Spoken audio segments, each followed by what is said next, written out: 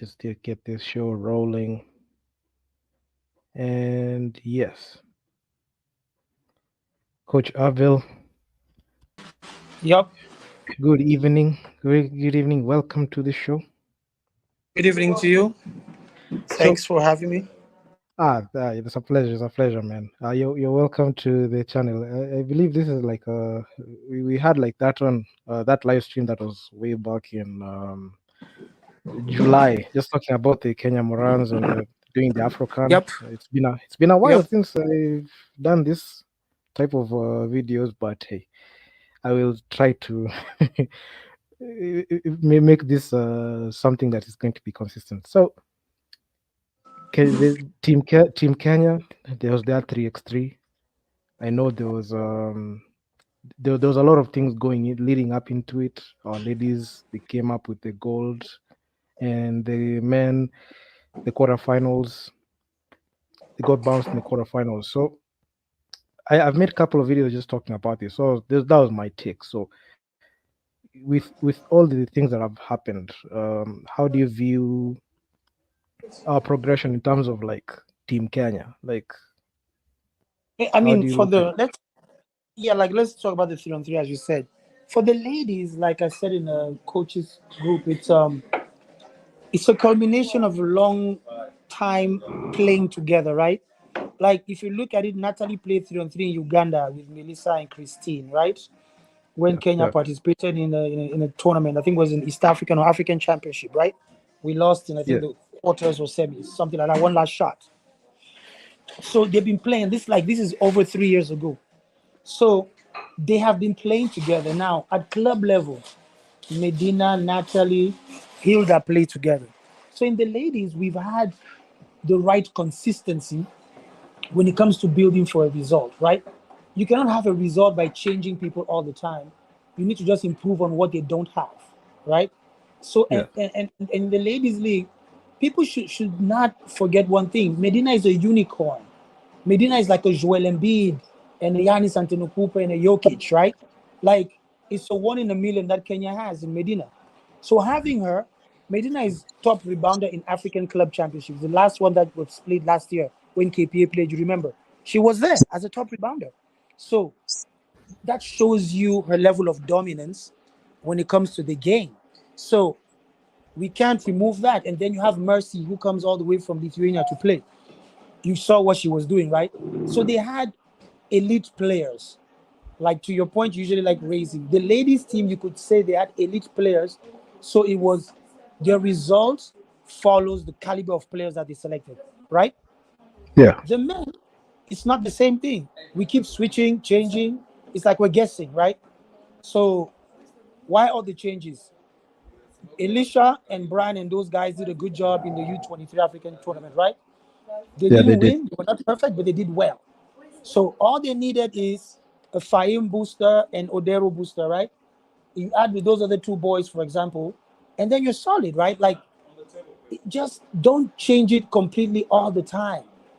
And Like, so for coach, the men, you could see them losing because they had no formulas at the end of the game.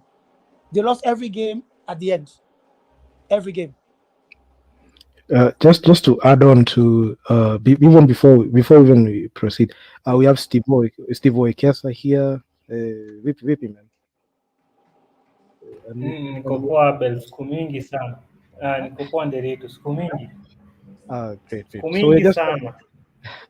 true, man.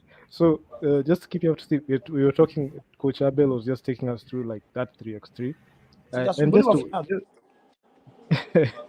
we're just taking us through that 3x3. But there was one thing that I even mentioned.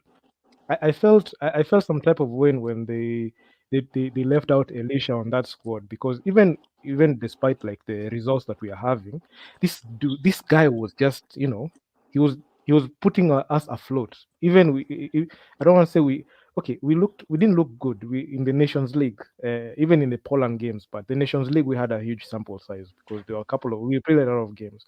So he was the guy that we were going to.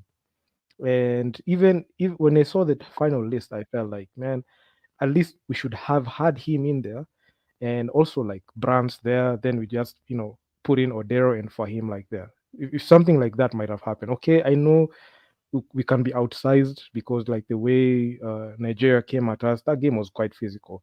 So I was hoping to like have like that retool, but hey, I mean the powers that be just made that decision. So yeah, I mean the quarterfinals exit.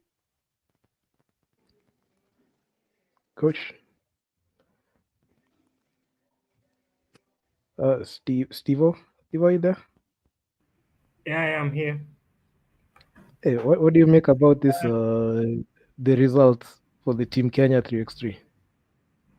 No, Steve, what's to be frank, all the line I numbers are love the results. I love the results, guys. I hate the process. I really hate the process. I really am not so much in support of the personnel. Firstly, I feel like our stars should be held in a certain level. I really think we should hold our stars to a certain level. Okay, on a personal level, I think Fahim may want to go there, but I don't think it really helps him for 3-on-3 games.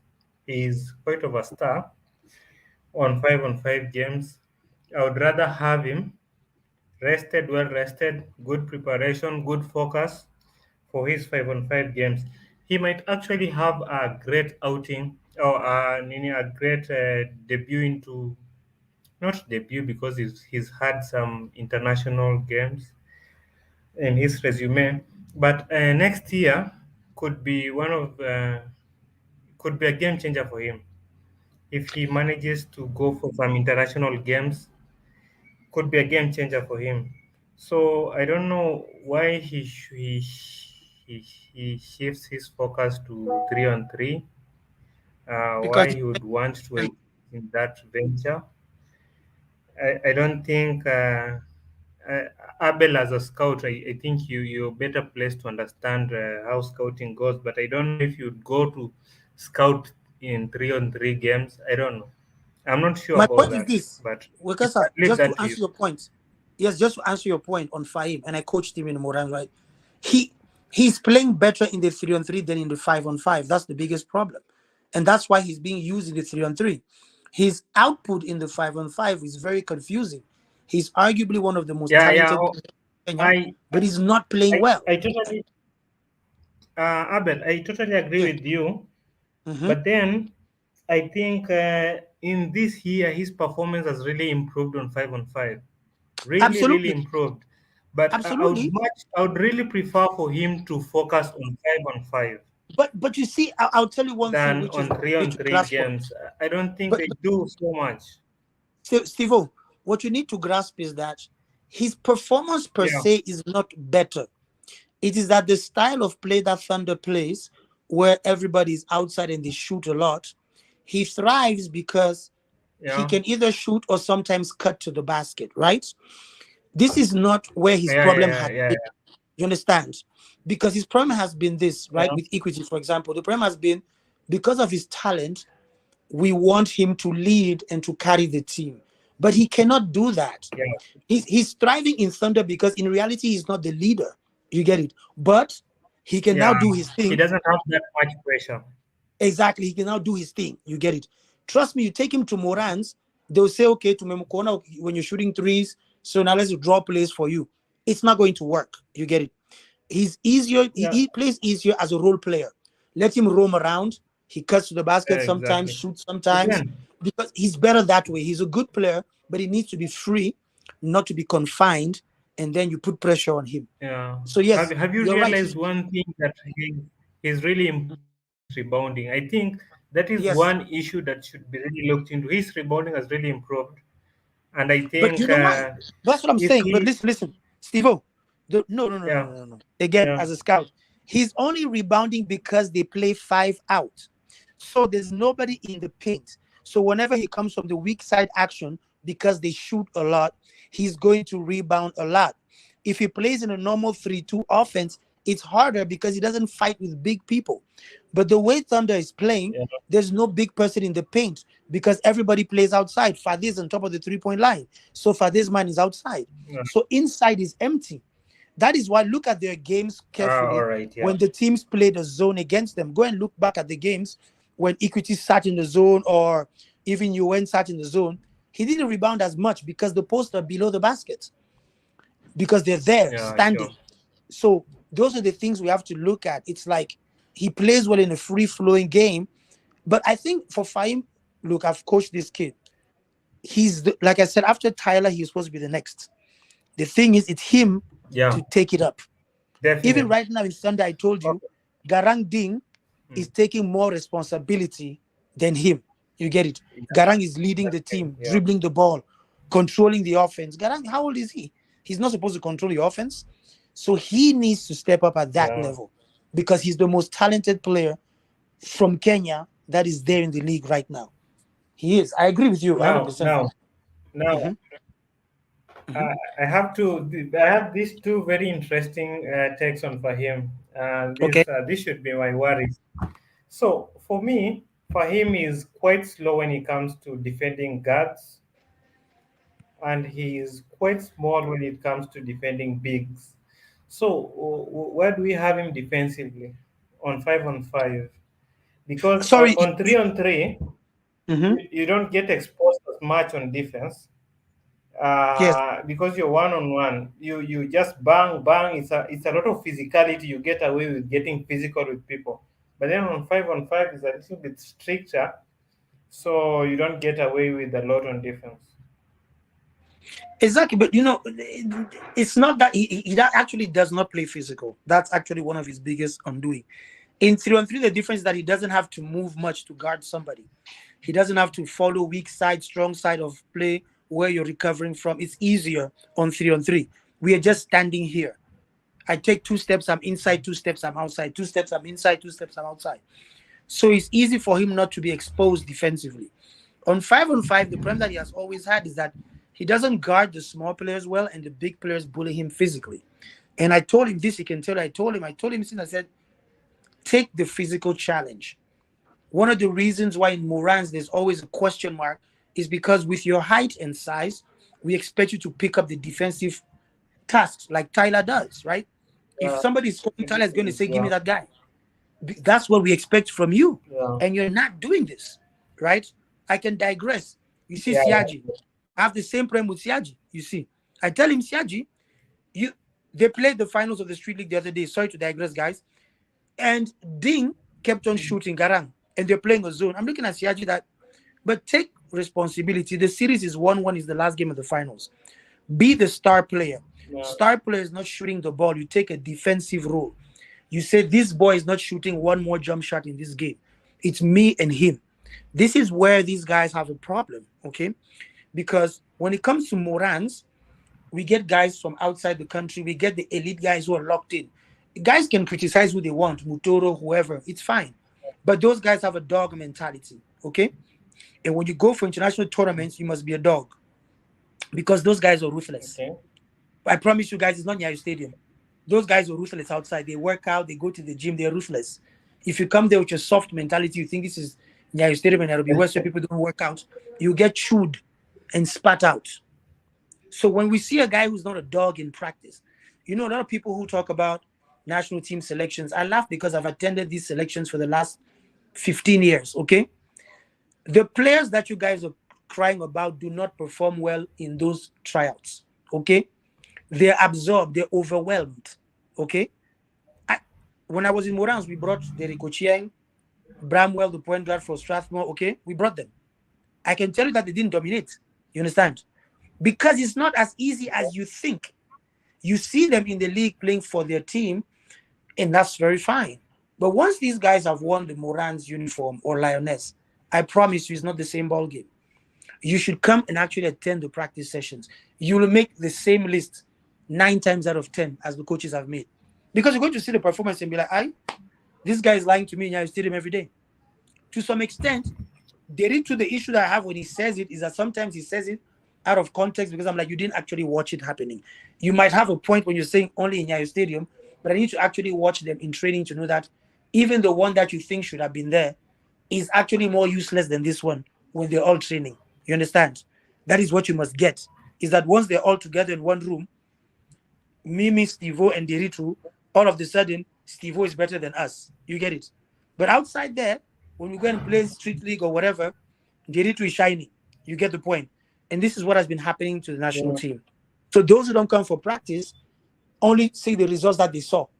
The way you've said, Fahim is playing very well, right? We agree.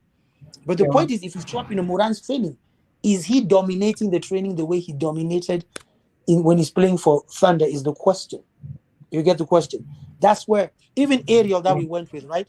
Ariel, they went with him because he's a top shooter for Thunder, right? Yeah. Yeah. But he didn't shoot that greatly in this tournament, right? He was okay. He didn't He, shoot he didn't. greatly. He didn't find his shot like when the Yes, first game happened. He didn't find his shot quick enough because yes, given like the way the games were coming in, he was trying to get those looks, but he wasn't knocking them down like as fast as we wanted him. But he needed to find his shot fast. yes, and that That's one comes thing from that he them. needed. Yeah. Yeah, go I, ahead, go ahead, I go ahead. actually I hold the same sentiments about Ariel. I don't think he should be playing 3-on-3. He should focus on 5-on-5. Yes, We expect Ariel to take a big load going forward, like 3-4 years to come in the Morans, because that is what we yes, expect from him. It would be very unrealistic for someone else to come from the back, go over the top and ahead of him in the national team just true. because he has his focus everywhere all around. One thing about 3-on-3, 3-on-3 will give you good visibility to basketballers.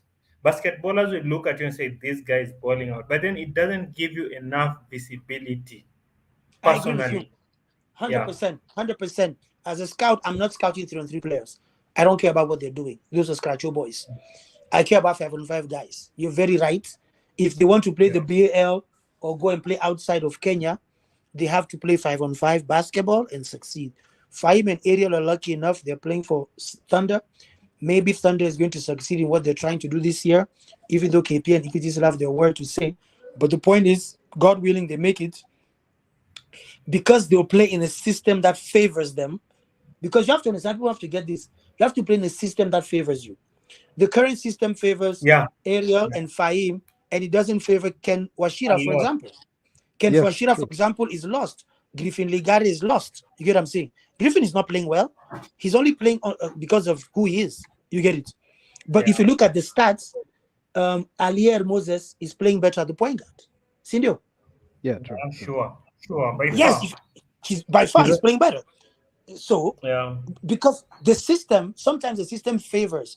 The system has favored Garangding, Fahim, and Ariel Ortega, and Dismas. Those Yeah. guys Yeah. are thriving in the system that the coach has put into place. But the Olangs and the rest are not really doing anything. You get it? If you came to watch the game, you'll be like, okay. That's all you're going to say. So people must always get that. And I'm happy we're talking about this because sometimes a system and a style favors a player. Sometimes the player doesn't look good, but it's the style of the team that does not favor the way Yeah. he or she plays. So you just misjudge them and say, we are Nauza. No, it's the system, it's the style. The So, I think the system and the style are very important factors. mm, If you look keenly, there are mhm. very few players who the system is not designed around them, but can impact and make you think that okay, this system. One of these players, I think it would be Jemo. Yes, Jemo, yes.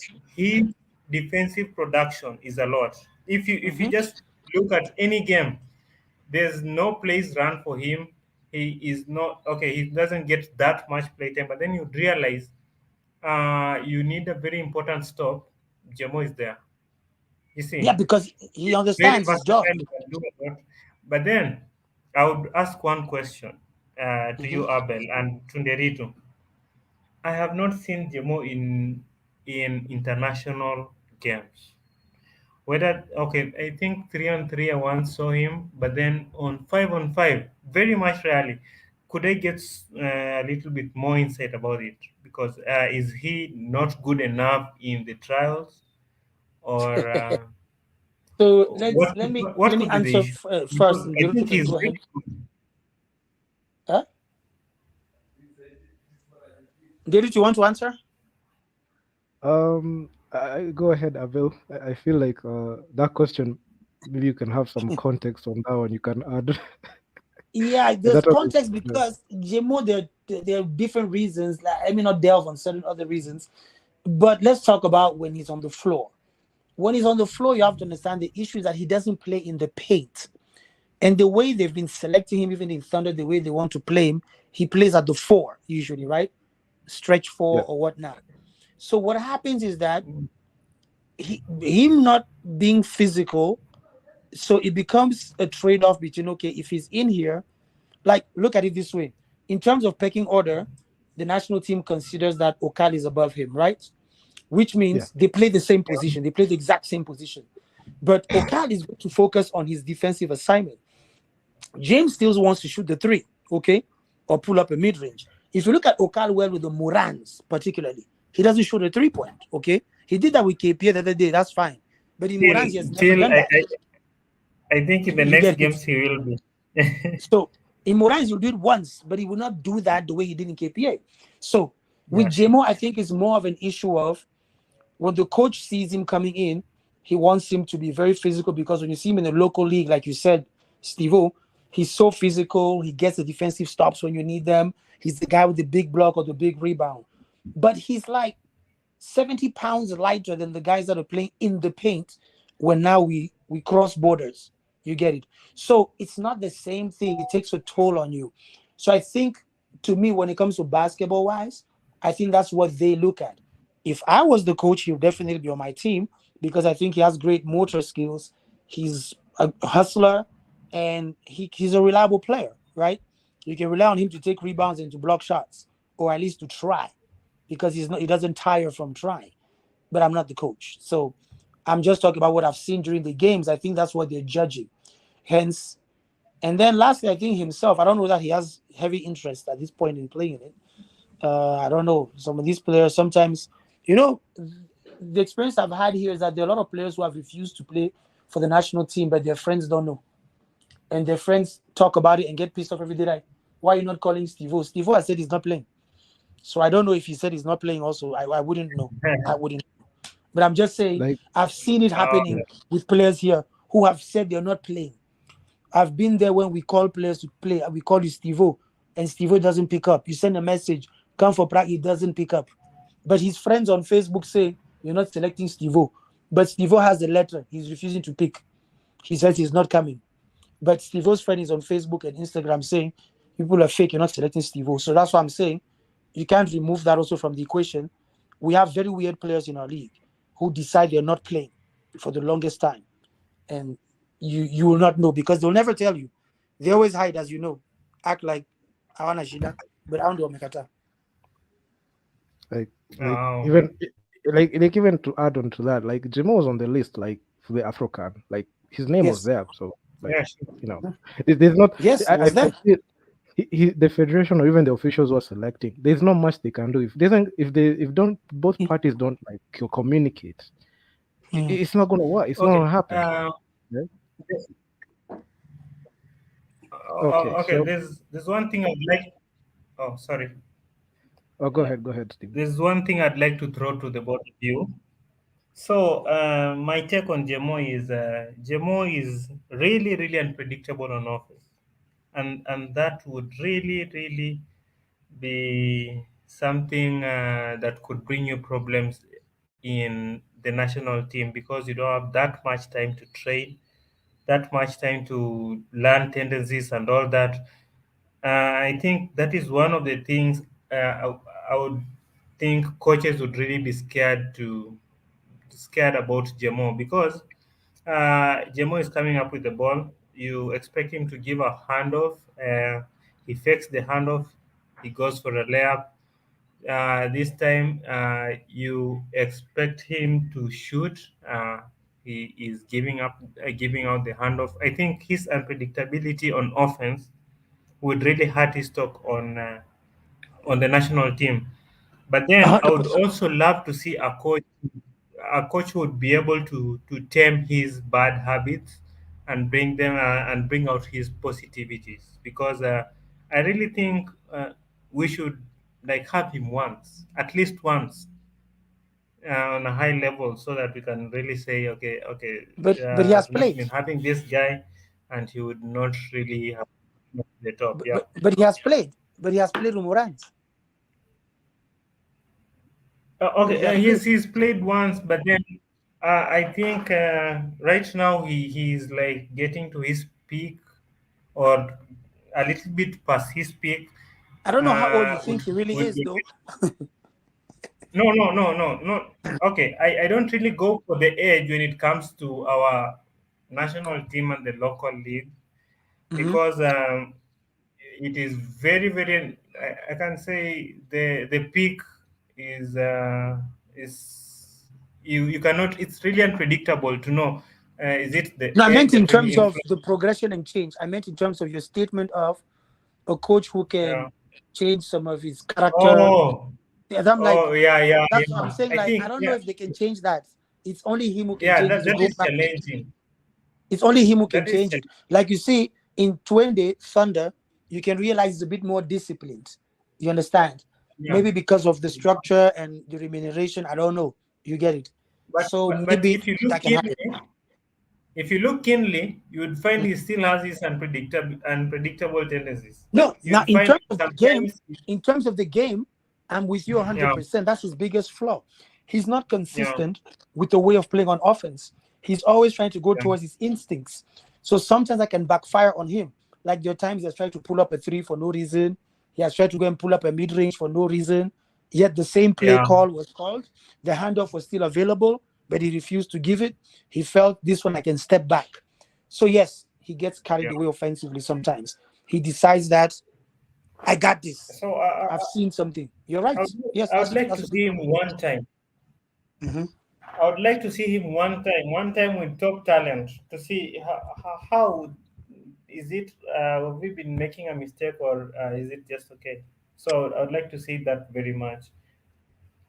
Just If Otherwise, I would gladly give him up to the 3-on-3 teams. He's one of like the guys that I would yeah, like. I would like. Okay, you can play 3-on-3. Actually, doesn't have so much focus on 5-on-5. That is why is the one person will say, okay, wewe unaenda ukacheza 3-on-3. But I am very strict when it comes to Fahim and Ortega and Disma and that upcoming group. I would really love for them to grow up as solid 5-on-5 players, so that we can depend on them when need arises. just yep. even to add on, just to add on to like James. Remember in 2022, the man played for the Ulinzi Warriors, made the finals. He played for Equity, and now in this current situation is the Thunder. So I'm not like honestly for the guy. I feel like he's. I feel he's fundamentally sound, but if you look at him right now, sometimes you just feel like it's just the same year and same thing. Like the way he's producing here is the same way he's producing when he was with the Equity Dumas, the same way he was there. So sometimes I just ask myself, like, do you see like any progression with like the way he's looking at the games, the way he's like approaching like the way he's doing things? So that's one thing that I actually shocks me a lot. But honestly, when it comes to 3x3, I just feel like there's some players who are supposed to just specialize on 3x3. The thing is, when you're finding like the 3x3 teams are just drawn from like 5x5, there should be a fully committed player saying that they're just going for 3x3, not Oh, by the 5x5. way, Derito, not to cut, Yeah, yeah. that's exactly it. And I've had this argument with some members of the Federation. I told them, listen, why are you recycling players as if we don't have players? We should have 3x3 guys and 5-on-5 guys. Stop putting them all over the place. Yeah, Nobody true. Exactly. does that. Why are we We doing all should this? we should Uh, have like Have committed free list, pool like of a 14 yeah. people or so, and they rotate amongst themselves in those 14. Leave the other 24 to Morans and Lioness. People just have, it's just Exactly. greed, according to me. You cannot be playing everywhere. I'm not okay with that. Why are you everywhere? You cannot just be running where you think there is fame, where you think there's something Sasa that looks LeBron James should like come and play 3 shine. on 3 for USA. So it's Team like USA it's should like line up with LeBron, LeBron James, like Oh, Steph Curry, you can Kevin imagine Durant. That's some that has been madness. my battle all And along. you don't need. it's madness because look guys, like why would you like allow yourself to get You used guys on have 3? dice. You're very good at like Those who roll damn 5x5. dice. You're very good at 1 second. Goja, Goja. you're very good at 5x5, but when you find yourself just taken from that situation, you're put into the 3x3. The 3x3 is a different situation, different system. You're not used to it. You don't get your shots easily. So honestly, Team Kenya should just style up and try to look So that. Let's so get players, yeah. Let's get players that play 3x3 alone and specialize in 3x3. Then you have players specialized in 5x5. This team hopping and just taking like the best player, this is the best point guard in 5x5, put him in 3x3, do that. Man, I mean, I don't get it, man. Steve? so you can imagine you're going for 3-on-3 games, you don't play as well. See, People come at you what so hard. People I come just at I you so hard, so say it affects your five come on here there five play. now, boom. People give me a The dare, and focus then is the when you ball. throw the dice, we keep moving. The ball is small. There's so many variances between 3-on-3 and 5-on-5 that would really hurt your game if you're a serious 5-on-5 player. If we really depend on you, it is very very important that okay, maybe you have your goals in line. And I think I would go on to speak on the same about the ladies team. Now we have Natalie, who's Yeah, supposed to go back to Cairo on Thursday. Now she's traveled, she has to travel back. You see, I would like someone to focus on 3-on-3 when they really feel there's very much left they can offer on 5-on-5. Like at the tail end, huko mwisho. Not you are at your prime, at your peak, everybody's looking at you, and now you want to shift focus. I think it's not a good, it's a failed strategy. like look at this situation. So you have like three KPA players, right? They flew to Cairo for the 3x3. Actually, they're going back to Cairo. Right? They're going back to Yeah. Cairo for the Africa Women's Cup. So there are three players from KPA. They've not been with the team for that long. They have gone to Cairo for the 3x3 assignment. They have been away from the team. That means the team has been, um continuing with training. And also don't forget that they added like in this run they've added like a new international player in there, so that team chemistry is going to get altered. So yeah, then we have that. Then the fact that they've come in, the jet lag, your legs are not the way they're supposed to be, strength and conditioning, like their health might take a hit because of like the movement like that. So it's just going to be a tall ask. You can't expect them to be that productive like that, the way they are in 3x3. So, honestly, if you ask me, this, just taking the players like that and just jumbling it up, it just, okay, we've gotten the short term success. Even I talked about like the short term success that we are experiencing now, but in the long term, is it like something that we can use for like the next 3, 5, 10 years? It gets crazy, bro. Like, Coach Abel, are you there? Yeah, admittedly, there was like some sound Yes, on I'm there. here. Yeah, so all I was saying is like there should be like committed players for 3x3 and 5x5. So yeah, that was just like on the team Kenya's performance. Honestly, I'm so happy like we got the gold. Of course, got it right for our own country. Then we've got that. The next topic, KPA versus Thunder. So I know there's been a lot of chatter. This was like a derby. People are just talking about this and looking at like the way teams are gearing up. We already know like how the things panned out in KPA's Rotubal. Things didn't go our way. We got knocked out in the first three games. So then we've got Thunder who are just on a roll right now, and they're gonna play in KPA's home court. So, and Steve, also, I saw that you released your power rankings, putting Thunder, Equity, KPA, and Ulinzi on there. I saw that post on like you collab coast K Hoops. So, do you think that the Thunder, like, or even KPA, will they make this matchup entertaining? Because we only have one winner that's gonna go there. Abel, Steve.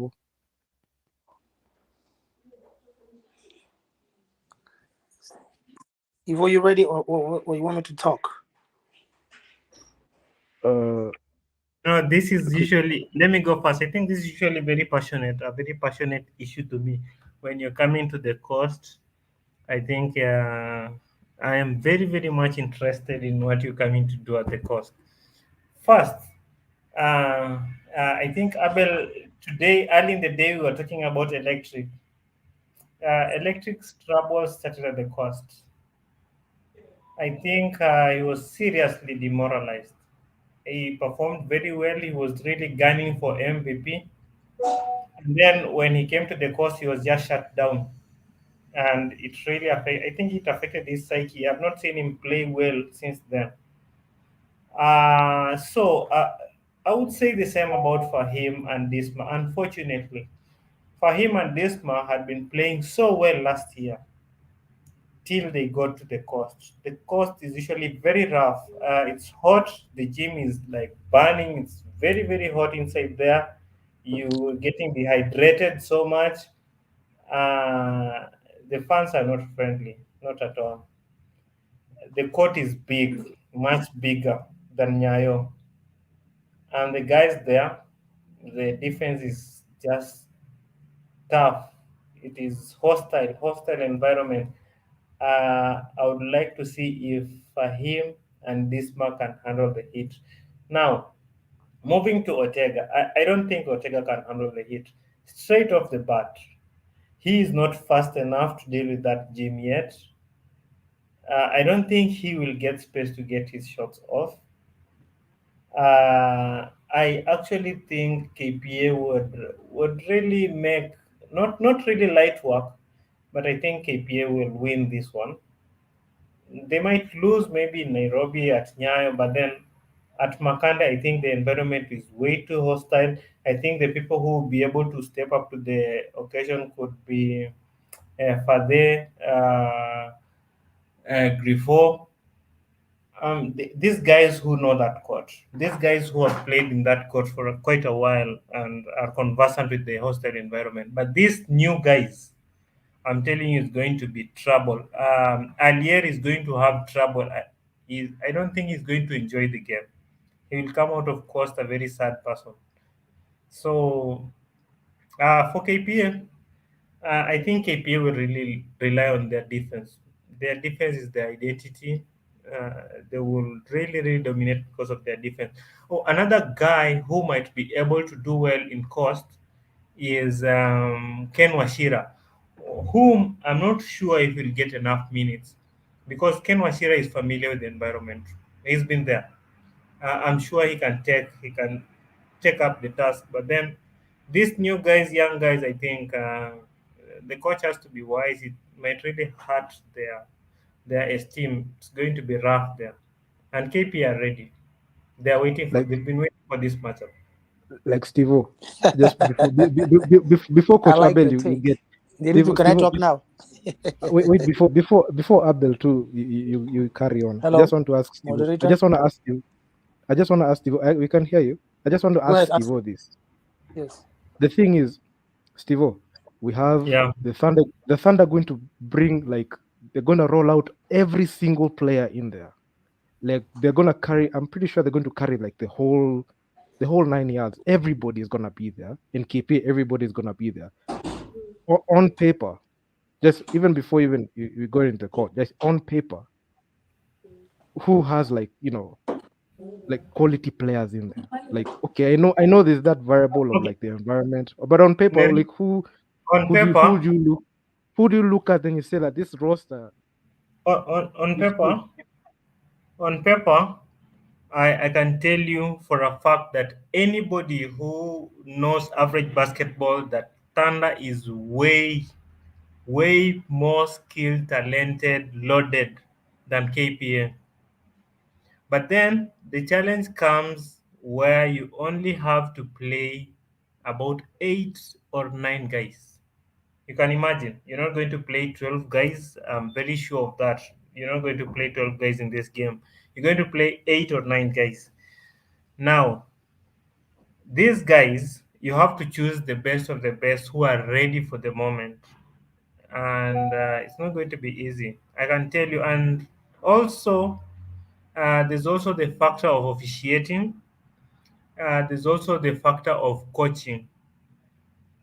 I can tell you for a fact that the officials will be seriously intimidated because, okay, it's become a normal thing that officials in Kenyan basketball get intimidated by players and coaches, and the league doesn't do anything about it.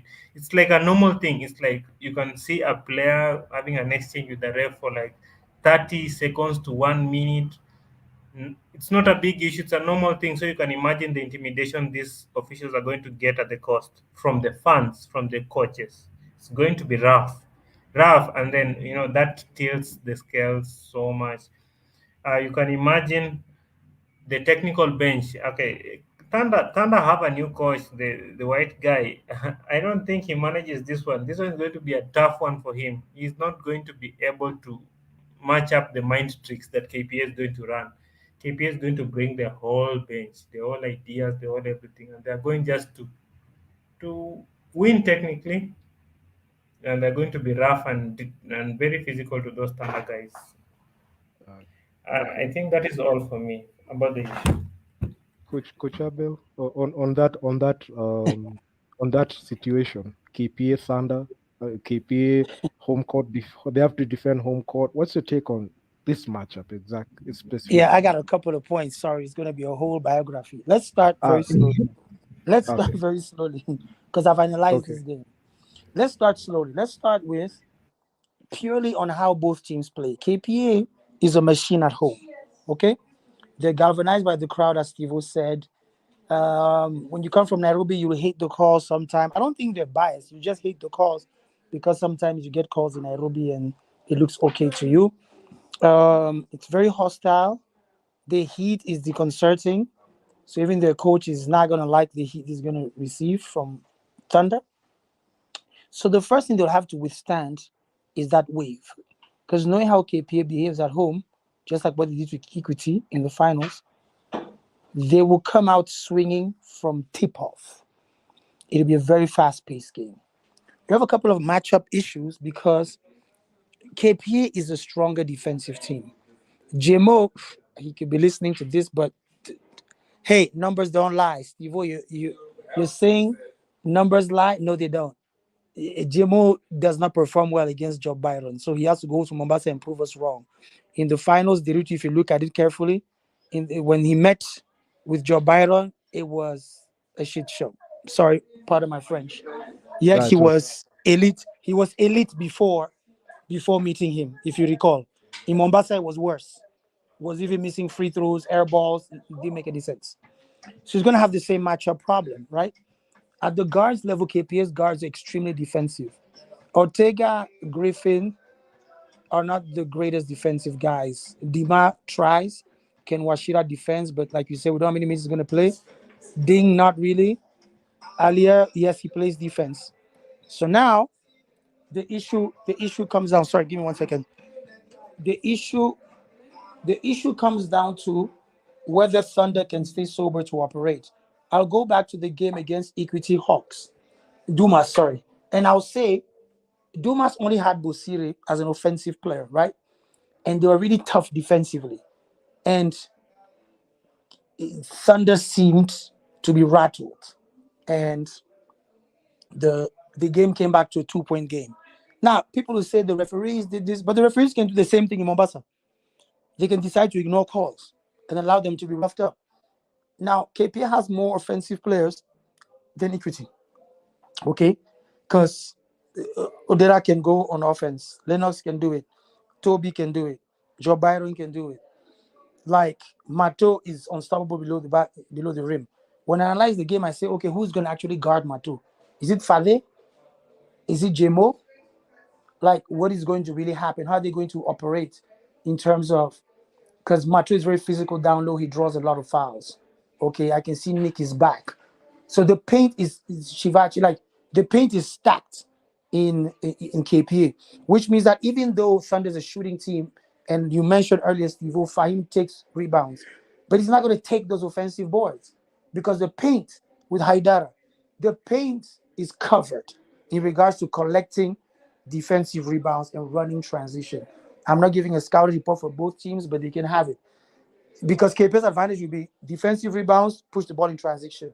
We all know how Eugene and Lennox operate when it comes to transition. They'll take off. Thunder side, their strength is teams that back down and play in the half court setup and wait for them so they can push the ball towards them. But every time I've seen it more than once. Eldones did it also. Every time a team picks them up high and puts pressure, it becomes a lot of isolation basketball. That's a bit risky. So, what do I see in Mombasa? Now, I've given the basketball analysis, but now you have other factors analysis. Ojukwu will be in Egypt. Ojukwu is very pivotal to how KPA plays in regards to grit. Coach Kiki and Opel have won the league with KPA, and they're great coaches. But there's a big difference when Coach Ojukwu is there because of the grind that he brings. He's a grinder. So when he's present, his aura, it makes the players feel like they were like 26 warriors going to fight two guys. So that can play a little bit of a role and make the game tight. But if I had to give a bold prediction of what's going to happen in Mombasa, like I said in the group jokingly, it's like KP has a 5 point cushion. That's it. 5 point cushion meaning that they start with +5, meaning that if they lose by less than 5, they've done a great job. Based on how both teams are playing, KP has played less games. It plays a big role in how you play in the season. When you have played, I don't know, I look at the standings right now. When you've played few games like this in a basketball season, it means you don't have your right legs to play the game. No matter who you are, no matter what people are thinking, yeah, here it is. KPA men have played 6 games, Thunder 9, and those 6 games are so far and wide. Is now that they're accumulating games. So I don't know how that's going to play. And lastly, you spoke about road to BL. I beg to differ, and people do this a lot locally. Never compare international game to a local game. Never say they lost to those guys out there. Okay, those guys are not these guys here. They're not them. Thunder is my those are my friends. They're doing very well. But who have they played against for you to know that they can play well? Who? All the people that they've played, they haven't been tested. The same words Steve O used. He said, KP has not been tested. Well, Thunder has not been tested. Who have they played? You cannot tell me Thunder has been tested, yet the defending champion is the team that they have not yet played. Yet the vice champion of the league is not the same team. It's a depleted team that they're playing. So you can't tell me that Thunder has been tested. They have not been tested. They're about to get tested. So both teams are going to face their acid test this Saturday. We're going to be their front row seat. But to me, what people should be looking at is, will Thunder be able to shoot the way they shoot, just like Steve O said? Will they handle the mental pressure that comes into that gym and the heat, able to put up their shots? And for KPA, will they be able to find some offense? Because I promise you this, and this I'm saying it in total humility. If KPA finds offense, it's going to be a very long game for Nairobi City Thunder. It's a Because done deal.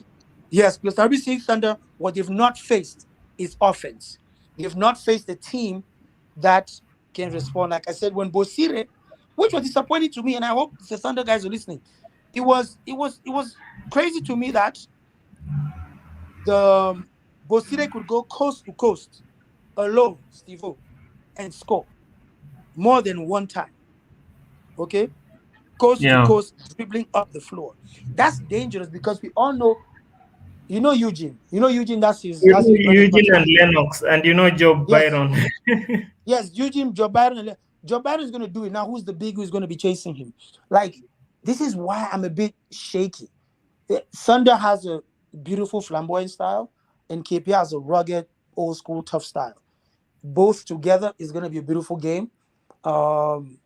Hey, but whoever wins hasn't yet won the league, though. It's just the first leg. So that's it for me. I just believe that if KPA finds offense, because they have defense, if they find offense, Thunder's going to have a long Saturday night in Mombasa. Thunder should be ready to win the game 50-49. If they're trying to go score 100 points in Mombasa, then you guys call it what, Delulu? That's a new expression. It's not going to happen.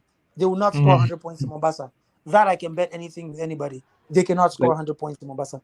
That cannot just happen. just to add on to that, Coach Abel and also Stevo, Mhm. who are you picking in a 5 game series between Thunder KPA? But Let's say, when for example, let's say in a five, let's assume, like, let's okay, not assume, but in a 5 game series, and this is the first game that they're going to play, and they're going to start with Makande. Like Both did teams the one same get way. Both teams yeah with the roster that they have, the one and that we Ojuku is have right present in now? his coaching, and Yes, Ojuku is yes. present in his Even coaching. KPA all is winning circum 3-2 according to me. KPA is winning 3-2. And I said it to you in the beginning of the season. I told you the league is still for KPA. You have to understand a team takes time to gel. Winning games by 30 points doesn't expose you to anything. Take an example. Every game they've played that was tight, Equity game being the last game, the coach played 7 guys. Okay? Yet we say on paper, Thunder is the deepest team. Cindy Onderichu, yeah, he yeah, true. played 7 guys. 7. Tell me when Daryl came in. Tell me how many minutes Olang played. Tell me how many minutes Washira played. He played 7 guys, which means that if push comes to shoving this weekend in Mombasa, he's going to play 6. You understand? So if he's still playing 6 and 7 players, yet we all know that in his roster, he has 9 national team players, it means that he's still finding his team. That's why I said if we play the series today, KPA wins 3-2. You understand what I'm saying? And that's because I'm respecting Thunder. They win 3-2. Because he's finding his team. KPA is not finding a team. They know what everybody does in that team, and they know who has to play when. You understand?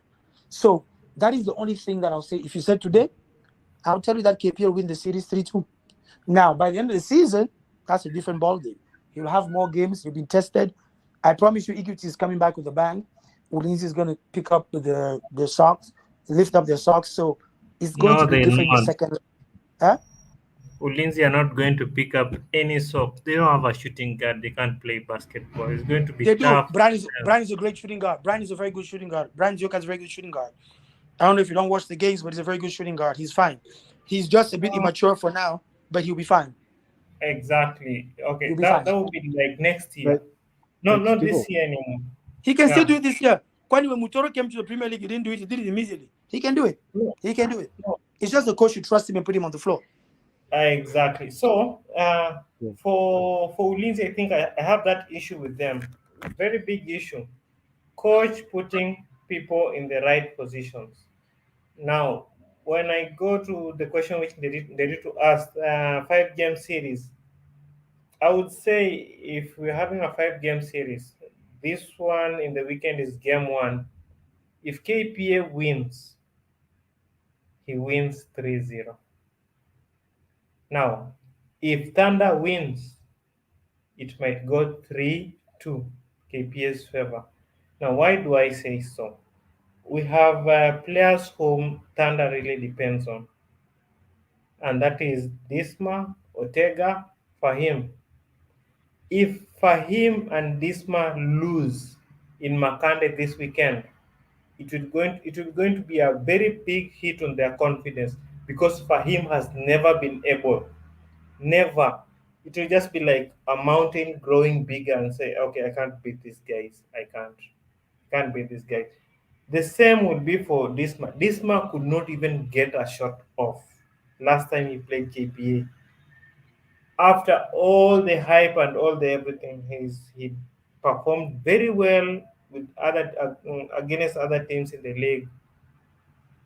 He didn't get a shot off. Lennox was on his hip every single part of the play. I think it's going to be frustrating. There was I don't know Odendo.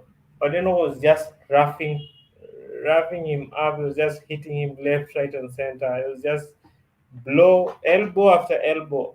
I don't think it would be. I think the Thunder coach should really protect his players on this coming match because it might really affect their confidence, and that would be a big issue if their confidence drops on this game. Even in the second leg, it's going to be very tough when they will be facing teams like Equity and Ulinzi. It's going to be very, very tough because basketball is so much of a confidence issue. You can be a good shooter, shoot so well, can get your shot off, but if something goes in your mind, I can't beat these guys. You'll be thinking about it every time. You're going to miss so many shots.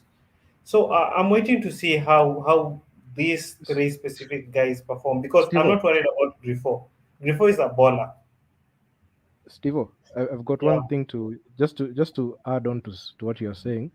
Remember, in the 2022 postseason, Equity KPA second round, the semis, right?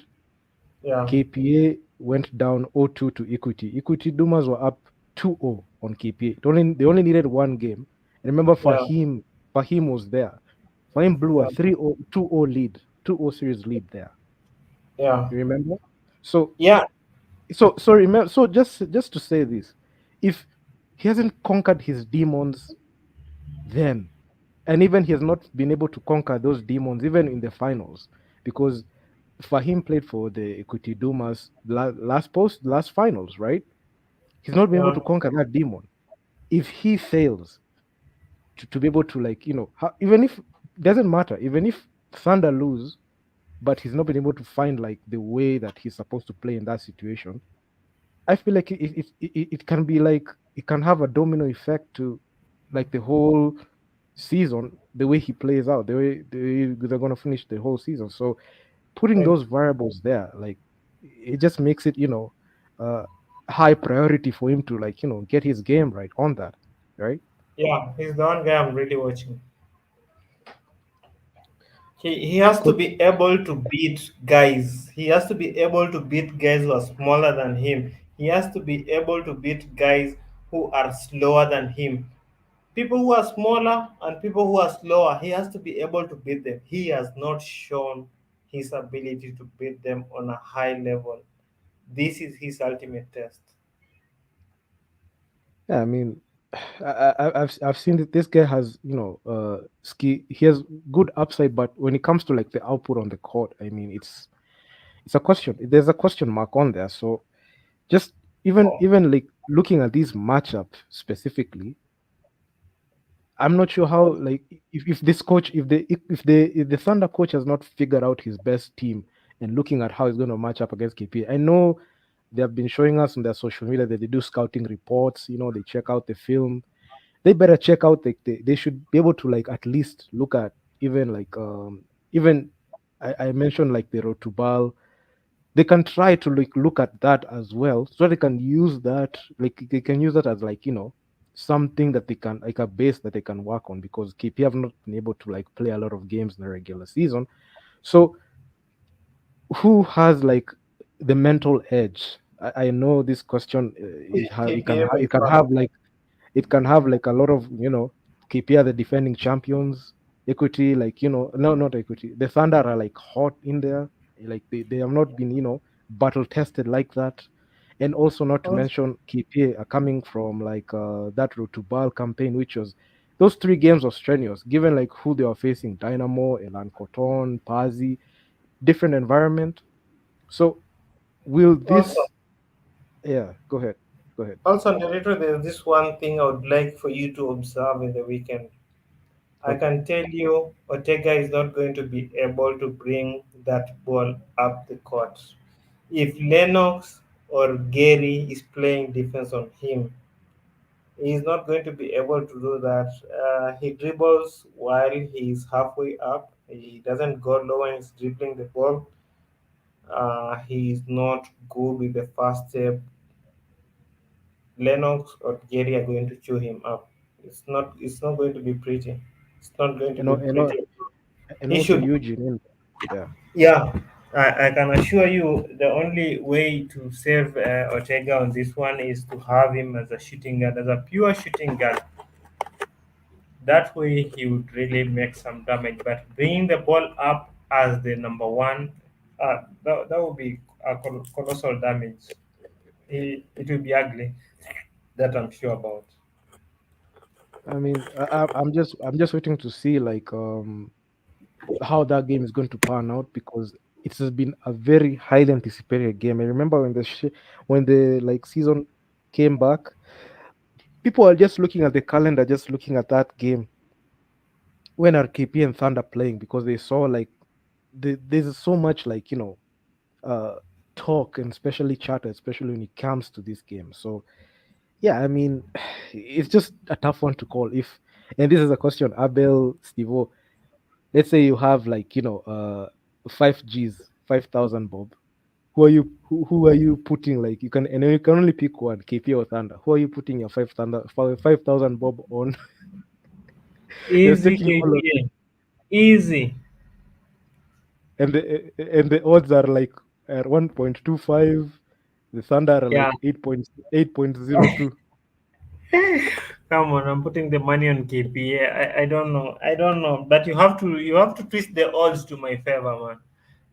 Thunder are the league favorites. So the odds for KPA have to be higher. And I'm Okay, putting the and money on KPA. okay, if you do that, let's say it's both teams score above 60. Like say above 60, the odd is like 5.32, like that. Will you put like above 60 and a win? Ah, come on, man. I can't put above 60. That gym is big. It's hot. I don't know.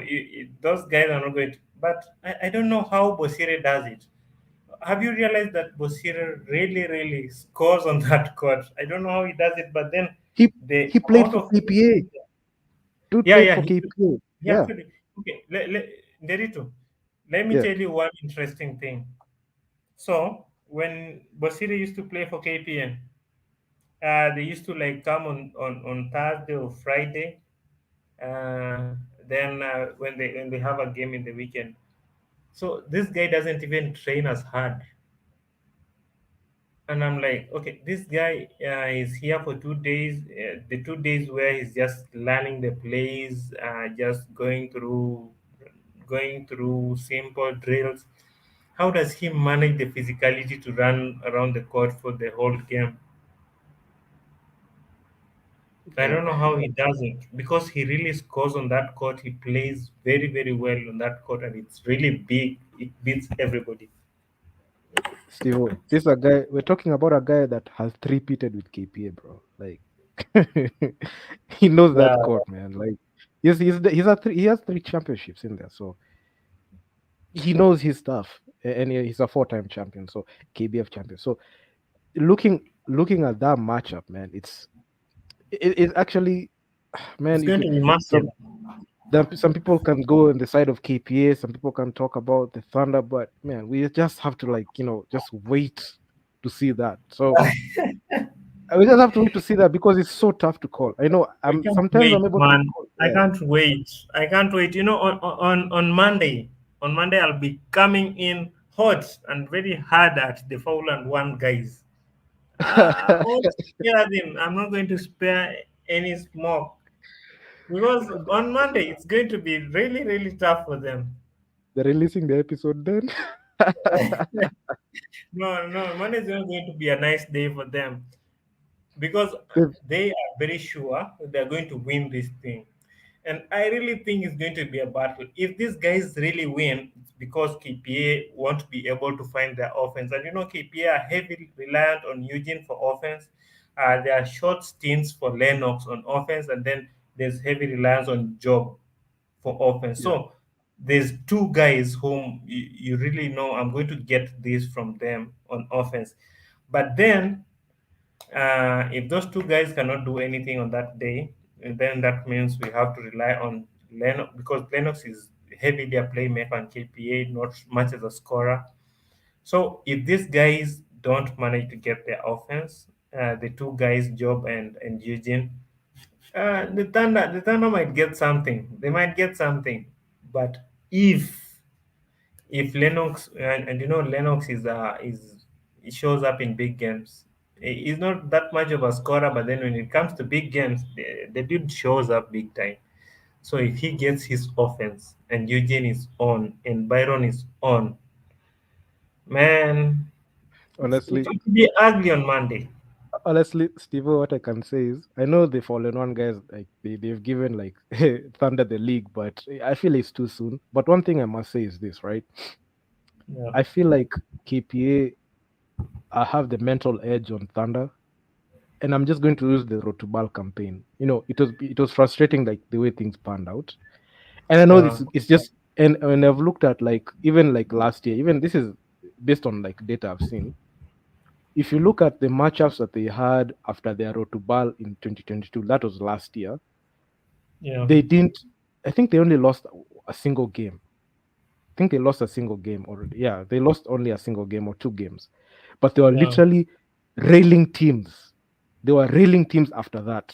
So I feel like if after this, after when they start their their win against the Thunder this weekend, they can Yeah, even they can even go for like even 10 to 11 game winning streak. Even they cannot even finish off the season like that, and even we yeah, take only one loss. Because when I look at like the way they play after Rotubal, there's a certain like jolt like comes in the team, and they're like, you know what, f this, man, let's just do this and go back to Rotubal yeah. like that. So Finish the job. there's that jolt that comes in. So when I look at them before Rotubal and after Rotubal, I feel like they're two completely different teams. One is like, they have finished the season, they're just preparing for Rotubal. Mentally they are locked into Rotubal. They're not locked into the league like that.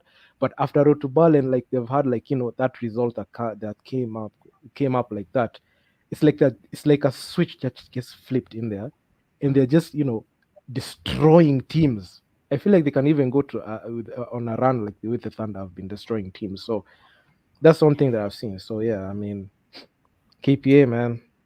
Okay. About international games for KPA, I think these guys, I think they get to this point where they don't really know what to do. I think that really affects them in international games. Wanafika hapo, they just been dropped, and then they're thinking, do we need to beef up? Do we need, okay, whom do we need to contact? Whom do we need to get? And I don't think it's a very successful strategy. I think planning for road to Bal should be something these guys are getting ready with and or for uh, at least 6 months before the competition. 6 months before the competition, I think these guys should be getting something ready, because you can't be like 1 month or 3 weeks to the competition and then you're saying, okay, whom do we need to call? Who is available? So it just affects the whole process. Yeah, I mean, sometimes not much explanation even comes from like their side because they're not like giving us updates. But anyway, Coach Abel, are you there? Okay, okay. Just moving on. We're still staying with KPA, but now we're just going to shift gears and move to the women. I know the women's team. They won the championship, and actually they had an unbeaten season the last time. And fun fact, the last time KPA lost a KBF game was in the 2022 finals against Equity. They have never lost a single KBF game. They won 22 and 0 and swept everyone in the postseason. They went to zone 5. True. They went to zone 5. They swept everybody. I honestly felt REG were that team that can be able to like, battle test them like that. But, you know what happened. They beat them twice. And right now they're headed to Cairo for like, the Africa Women's Cup. So, and also they have been just retooling their roster. But looking at with all those things in play, there's one thing that even I raised in a post. Do you feel it's okay for KPA to have players on their roster that played in the regular season and postseason, then get dropped for like an international assignment? I know team policies are different, they vary from team to team, but they get dropped and they bring in like some mercenaries from outside to come and play. Do you think it's Mm, okay? And just to add on to that question is, do you think even the mercenaries brought in understand like the grind that KPA comes in, because they are new players, they're just being injected in the roster. They know the chemistry wise, you're not sure what you're gonna get. So what's your take on that, Steve? Because this thing has happened, and you know, yeah. okay. About that, I think I would start with the men. What I just said for the men, I had just said that I don't really advise for short term plans, but then for the ladies, it's a bit different. If you look at the gap in skill in women competitions, East Africa especially, there's a very big gap from, let's say, the Akina Egypt, Akina Nigeria. There's a very big gap. So our ladies have not had enough experience to be able to play on that level. Now the team is not ready to get these people in that level. I would start by Brenda. I didn't see much of Brenda before she got to like the national stage and the Premier League. But Brenda was a solid, good player, a really good player who could depend on her international games. Now, the one lady I have seen progress to, I would say the stage she is Natalie. Natalie came to this stage a good player already. So she is dependable on that high stage. She's been given all the experience, she's been given all the resources to get her like ready, get her in place, in position to be successful. But then I'm not sure if the team is as willing to develop the young people. And I would say that is one of the biggest issues that is going to really affect the women basketball. One, these ladies, I can tell you, they can barely play defense. Barely. Egypt will most probably swallow them, will just chew them. I don't know. The Egypt ladies just look so dynamic. When it comes to 5-on-5, they are usually like ready. Now, about the shooting, the 3 point shooting, our ladies are usually very good 3 point shooters. That usually helps us in big competitions. I am hoping they will be able to get their shot off. Dropping the shots, I am not worried about that. What I'm worried about is getting the shots off. When you look at the previous competition, the qualifiers, you would not one thing, and I think I've spoken to very many people about this. If you Yeah, are running your offense using a play, you're really depending on execution. One very important aspect of execution is speed. How fast are you getting into your sets? You have set plays. You have to get into your set plays as fast as possible. Run them before the defense is even ready, knowing what is happening. You getting your first attempt. You probably can getting an offensive board. But then if you cannot run, you like it is just tunaenda tunafika pale, okay, tumefika sasa, so tukifika I lift my hand up showing the running a play, then I go to the other side, give a handoff. That is not going to cut it. Nobody, no serious basketball team is going to give you all that time to set your play. You can imagine yeah, what Greg was doing for us in the finals. Let me give you a very interesting scenario of what they were doing to us. If you really look at the game properly or the clip, you'd realize one thing. Greg was continually trying to understand our play. Okay, so this is what they do, this way, and trying to stop our play after they understand it, which is very difficult when you're playing defense and you're trying to learn the play and you're trying to say, okay, mpira itaenda hapa, ikienda hapa I'll intercept. I can tell you high level teams won't give you that. High level teams are going to do this. They are going to pressure you up the court from your baseline. They're going to come with you man to man. So how will we be able to execute those plays when someone is with us man to man from the baseline? It's going to be very difficult to get these shots. It's going to be very difficult to run these plays if we don't have space to like do the play. You would also realize that some of the people who execute for us, they just let's do it. We do this, and if you observe well, yeah, Medina is a gem. Dereto, yeah. you sh- Medina is a gem. We had broken up plays which this lady just took the ball, took matters into her own hands, gave us a basket. She is a gem. She did a lot of work in that She game, which you she would not cleans really up. notice. She She cleans cleans up up. after She every mess. after a mess. Like let's say for example, when I was watching that game against Reg, when we botched a play, right? We jacked up a low percentage shot. She would go and just grab it and just take it back up. She's She used her size, used her power, used her height, just takes it and puts it back in there, just pile on the points like that. So that was the thing, right? Yeah, I think she really makes our offense look effortless, look intentional, when some of the things she just does them by herself, and it makes her teammates look good. But going for, I think what we should really look into is our defense, because our defense is very worrisome. That's one.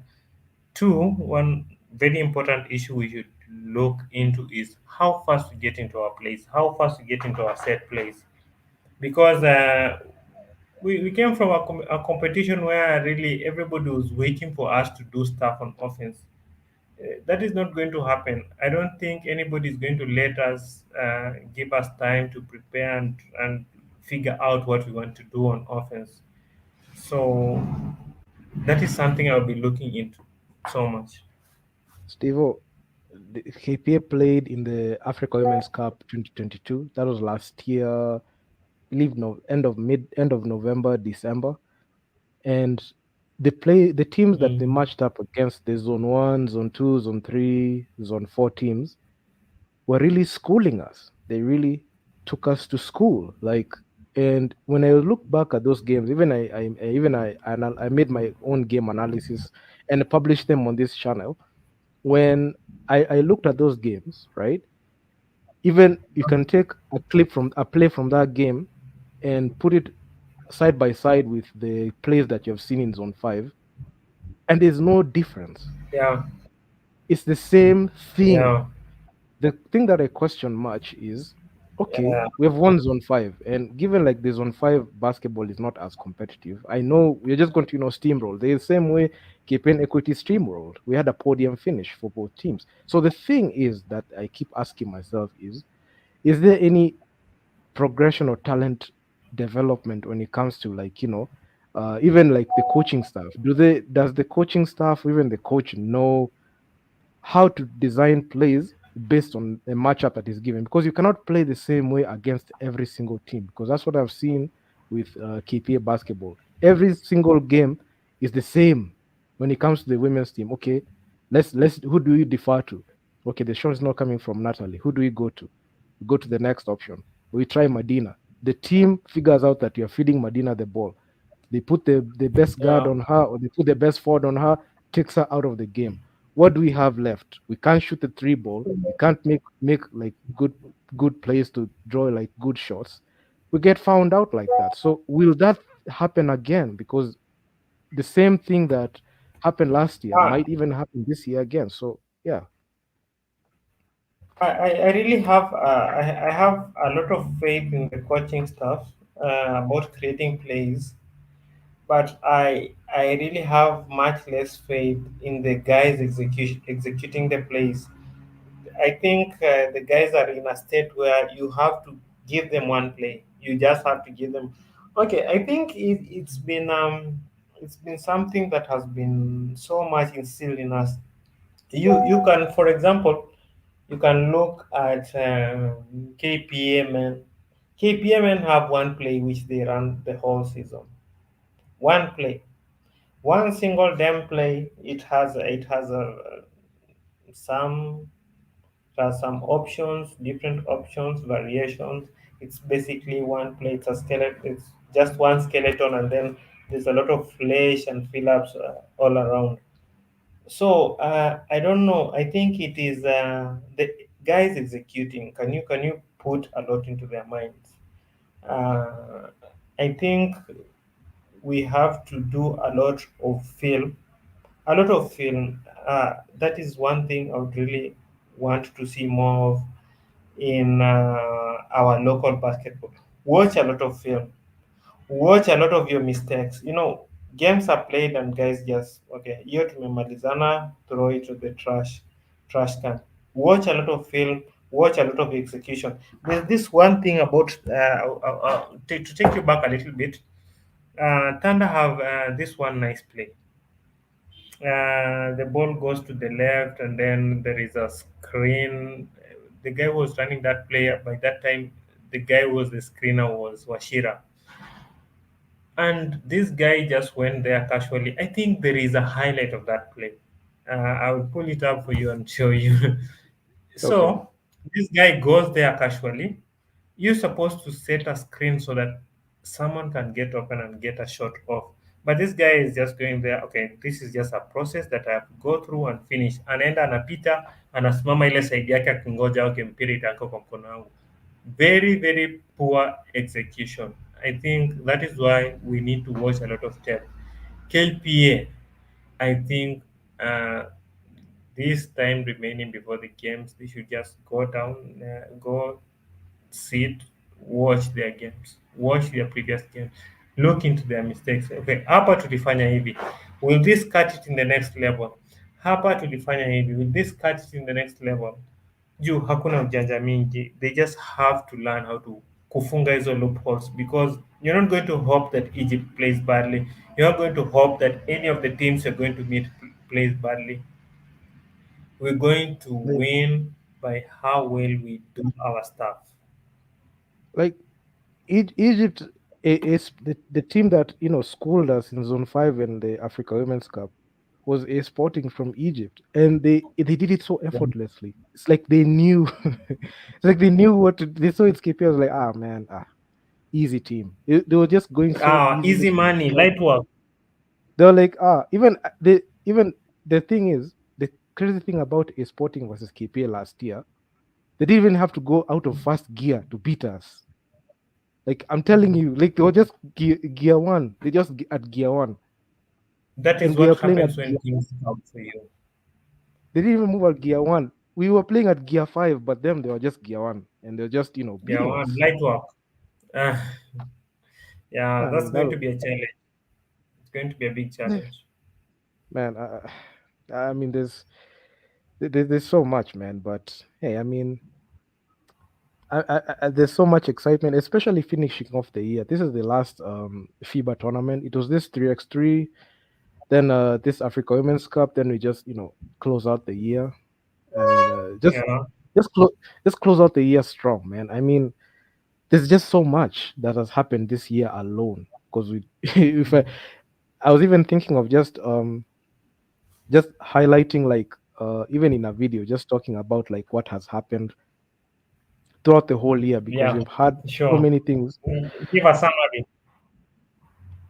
And also, just talk about Medina. I feel like she has had the most exposure in the past. I can say in the past like year, in the past like even like 15 months. Because remember, she played in the Commonwealth Games. She played for the Yeah, Lioness team. She went to the Nike Hoop Summit. She played in the Hammamet Games in Tunisia. She played in the Algeria Nations League 3x3. She played in the yeah, Poland games 3x3, and she also played in this series. And also KP are going to use her next week. So name me another player that has had that much exposure. I don't know. Like I don't know. there's I so would say Hilda.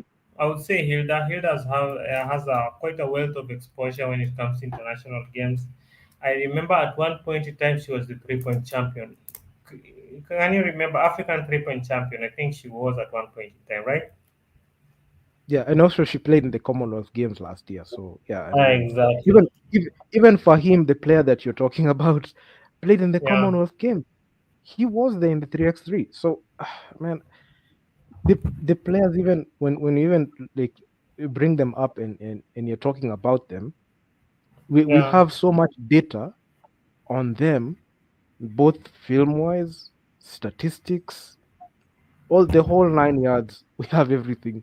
So even when like we come up with like a take on them, it's facts. Yeah. It just comes from data. Like data runs everything. Because you have data and you have like the film, the star sheet, all the things, Everything. play by play. Everything. We check everything frame by frame. We already know who this player is even before they set up the foot. Even if they're going to another team, we can tell you what you're gonna expect Yeah. Exactly. from. Yeah, so I mean, it's been a quite an exciting show. I don't know if Coach Abel dropped off. I think he dropped off. Yeah. it's been a while since he has spoken, but um, but all in all, I'm just excited. I'm just excited to see like Kenyan basketball be where it is right now, and even like the much needed, like just traveling outside and just playing continental, it will help us a great deal, especially moving forward. But the thing that worries me is we have so much. We like shortcuts a lot. We play to Yeah. shortcuts a lot, and we don't have like a good plan for the future. Look even at the national team. The 2025 FIBA for basket is right next year. We have the draw came out. We're in Group E. We're going to match up against Guinea. We're going to match up against Angola and Tunisia. So the thing is, I'm not even talking about them right now. We're going to talk about them when the time comes. But given like the way we have been moving as Team Kenya, I feel like we're not planning things. We're not proactive in terms of planning. We're only planning things last minute. It's a rush decision, even in the players who are coming in and the players who are being brought in, let's say for the national team assignments, 3x3, 5x5, it's always last minute. So are we going to wait to scramble for last minute to create a provisional list, do all that shit?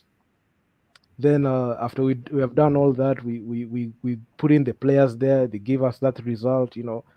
There's no training beforehand. So I mean, and the window opens February end, November next year. So I mean, Steve, if what can we do to better utilize like our opportunities that we have in FIBA events? Like, what thing can we add on to do to be able to be prepared and even content at this point?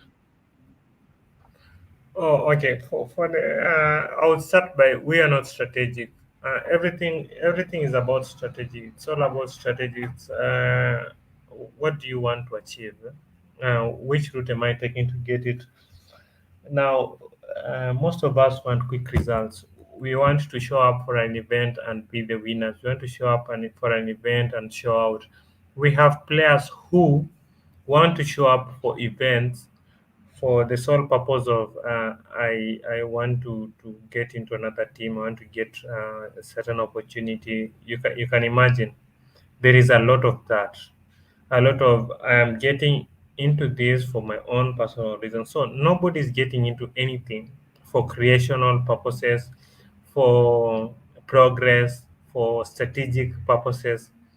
So it's all a selfish endeavor for very many parties. I think for us, we have to like have strategic steps. We have to like sit down and say, okay, this is where we want to get to. Yeah, to get to that point, we have to go through this, and it will take a lot of sacrifice. It will take a lot of. One thing I know about basketball players: basketball player will not go to a door and knock the door and say, "Hey, I need help. I need you to give this opportunity." Nobody would do that. We are very proud, a very proud group. So it really does us a lot of disservice if we're not able to create opportunities for ourselves, create the attractiveness of the stage. This starts with the situation being attractive. If it becomes attractive, you can get good players, you can get better people wanting to invest in training, want to invest in the sport. It is a whole process. But okay, you can imagine we barely have stars in our league. Okay, let me just ask you, Nderitu, whom do you consider a star in the league? Like, okay, this guy is a star. Tunamjua, yeye ni mkali na si mkali pia anajulikana. Whom would you say is a star? At this point, I don't think there's anyone that fits that criteria. Nobody. No, none, We don't have a because star. We don't have a single. We don't I, have I, someone whom we would put forward and say this is our star. Now, Natalie yeah. currently has a big opportunity of being the star, but then inaenda kufade away too. You see, inaenda kufade away. Mbona inaenda kufade away? Because right now she has to plan her trip back to Cairo. Uh, she will be engaged in the competition for quite some time, such that by the time anarudi from that competition, her performance or the team's performance in that competition will overshadow the success ameachieve huku, si unaona, so it's just covered, so all the star power alikuwa amecreate might end up being swallowed by the performance in the 5-on-5, of which in the 5-on-5, if we manage to do well, she most probably doesn't get the MVP. Medina might get the MVP or some other person, because most of our work is just to bring the ball up the court. It will not give her so much star power. So I've not. I actually agree with you because if I've looked at so much games that Natalie has played, even continental ball, even last year, even this year, even when she plays in KBF, I've never seen a guard when she plays the point. I've never seen a point guard take as fewer shots as her, and not even the shots that she takes and she attempts, they're off by a mile. Like she can even go 0 points. Okay, yeah, even in the last game that she was given the MVP. Honestly, it is even a controversial take. I don't think she should have won the MVP. The MVP award should have gone to yeah, Medina. Medina statistically carried the day game. She carried the game, but I don't know why she got it. Maybe it's because of the buzzer beater, because it was yeah, only 2 points. But all I'm saying is, even when you say like, even when not even you saying it, but even when the media try to paint the picture that she is a star, I don't think she is. Because if you look at even her stats, if you look at how she plays, if you look at even like game footage, even statistics, they don't scream anything star. Because a star is supposed to be a leader of the team and somebody who can put the team on their back. And when the team doesn't have her, they suffer offensively. Like a Luka Doncic. She's yeah, You have to have like let's say for example, if the Dallas Mavericks are playing and they don't mm, have Luka Doncic, you expect them to lose, right? yeah, You When she plays, and she plays even like let's say north of like 30 minutes, and she has 0 points and like 5 assists. What's that, man? Like as a point guard, you don't even know when you're supposed to shoot, don't know when you're supposed to pass. The three mm, ball, you don't even know where you're supposed to score the basketball. You don't draw fouls, never go to the line, only dependent on mm, transition, and that's taken away, you're done. So, I mean, there's no star. Honestly, in Kenyan basketball, there isn't a single star. None. yeah. None. Actually, actually, if I was Natalie, right now, I would finding a way of not going to Egypt. She should I just would sit up. She should sit up. I would really want to ride on my that shot should like put her up there. It's one shot, but it gives so much. Like I would go back to Elisha. Elisha had one very nice dunk. Yeah. I can tell you, these FIBA 3x3 people, they used it as a highlight. They did everything they could. Now, this guy should have ridden that star power mpaka izime, Yeah. chini. But then we do not know how to develop stars. We are not committed to developing stars. Alafu, when these corporates treat us as trash, sisi tunasema people don't support basketball. That is why basketball is not doing well. But why would they do that? You know, they have to do it for their interest, and then in this case, there's no interest that align. So we have to do a lot to develop star power, uh, especially on the court of the court. We have to develop stars. We have to have people who are ready to take the heat, who are ready to show that okay, I have arrived. I have arrived, this is my place. Lakini sasa wewe unacheza na uoga pale, ukikuwa critic siku moja, machozi yanajaa kwa macho. Okay, you are a star, you don't want to take the heat of being a star. You don't Wewe want to start unataka responsibilities. you don't want star responsibility, unataka ku cruise mode tu, ile wakati umefanya hivi ndio okay guys. No, star power is taking all that, that is what drives you up there. Lakini kama we ni ule msee mwenye kama ni mbaya usiongee, wacha, you're not supporting me. Kama ni mzuri onge, no, star power doesn't work that way. That is why it's very difficult for us to develop stars. We I think Okal tries so much. You can imagine Okal tries so much. Okal is at a stage where he could be a star, not by being a very skilled player, but being someone who pushes themselves so hard, and someone who works on his own marketing so much, someone who is naweza sema nini, very hardworking, very Yeah, hardworking in the basketball court. And you can imagine he gets calls from almost everywhere, kuja ucheze playoffs, kuja, not because of the play, because of the visibility that this guy has created for himself. I could put so many players ahead who could have gone and given much more impact. But their marketing is terrible, their visibility is terrible, so they will most probably not get those opportunities. And if these days don't get those opportunities, they don't come back to play for the national team at a high level. So exposure yao ni around within. The only marketing you want to do is the marketing of getting chicks, getting girls excited, small girls. Really not much. It's really not much. You want to get corporates excited. You don't want to pick up girls because you you know it's something pointless. So hapo ndio pandi tuko. We really actually, have to rewind the let me, machine zamani. let me tell you, Steve, like the Yeah. biggest highlight that Team Kenya has had was when they came from the airport. They got greeted by the dancers there. They danced. They got picked up by a van, took them to that breakfast meeting with the CS, and that's where it ends, bro. Like You can it. imagine.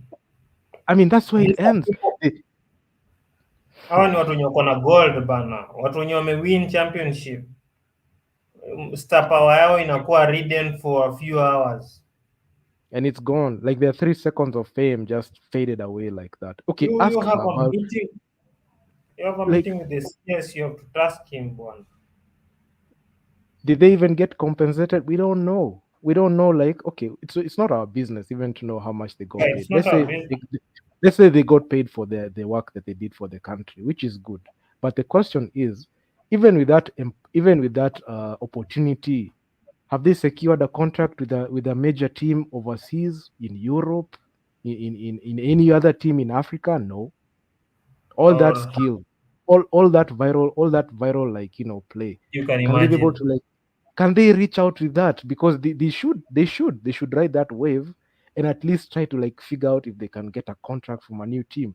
They have not done that. That's where the reason I go hard at like the team. Like let's say for example a chick like Medina Yeah. Okot. She has had all that exposure, yet no single team has called her up. Even despite the You fact know, that she has won you know, multiple times, you know none what I is would like to calling her. believe? What I would like to believe, what I would really very much like to believe is that Medina is not going out there because she doesn't want to. I would like to believe it is just because she doesn't want to. I would not want to believe that Medina is not going out there because nobody is seeking her, because the lady is good. And if Medina is not going out there because nobody is seeking her, then I would really very much blame the people who are around her. Give the lady visibility. Let it be a full time job to give the lady visibility. You They have shouldn't no wait. idea. You have Steve, no these idea people are how this waiting. yeah. Steve, these people are waiting for Nderi to basketball and be a Kenyan K-hoops to make highlights on them.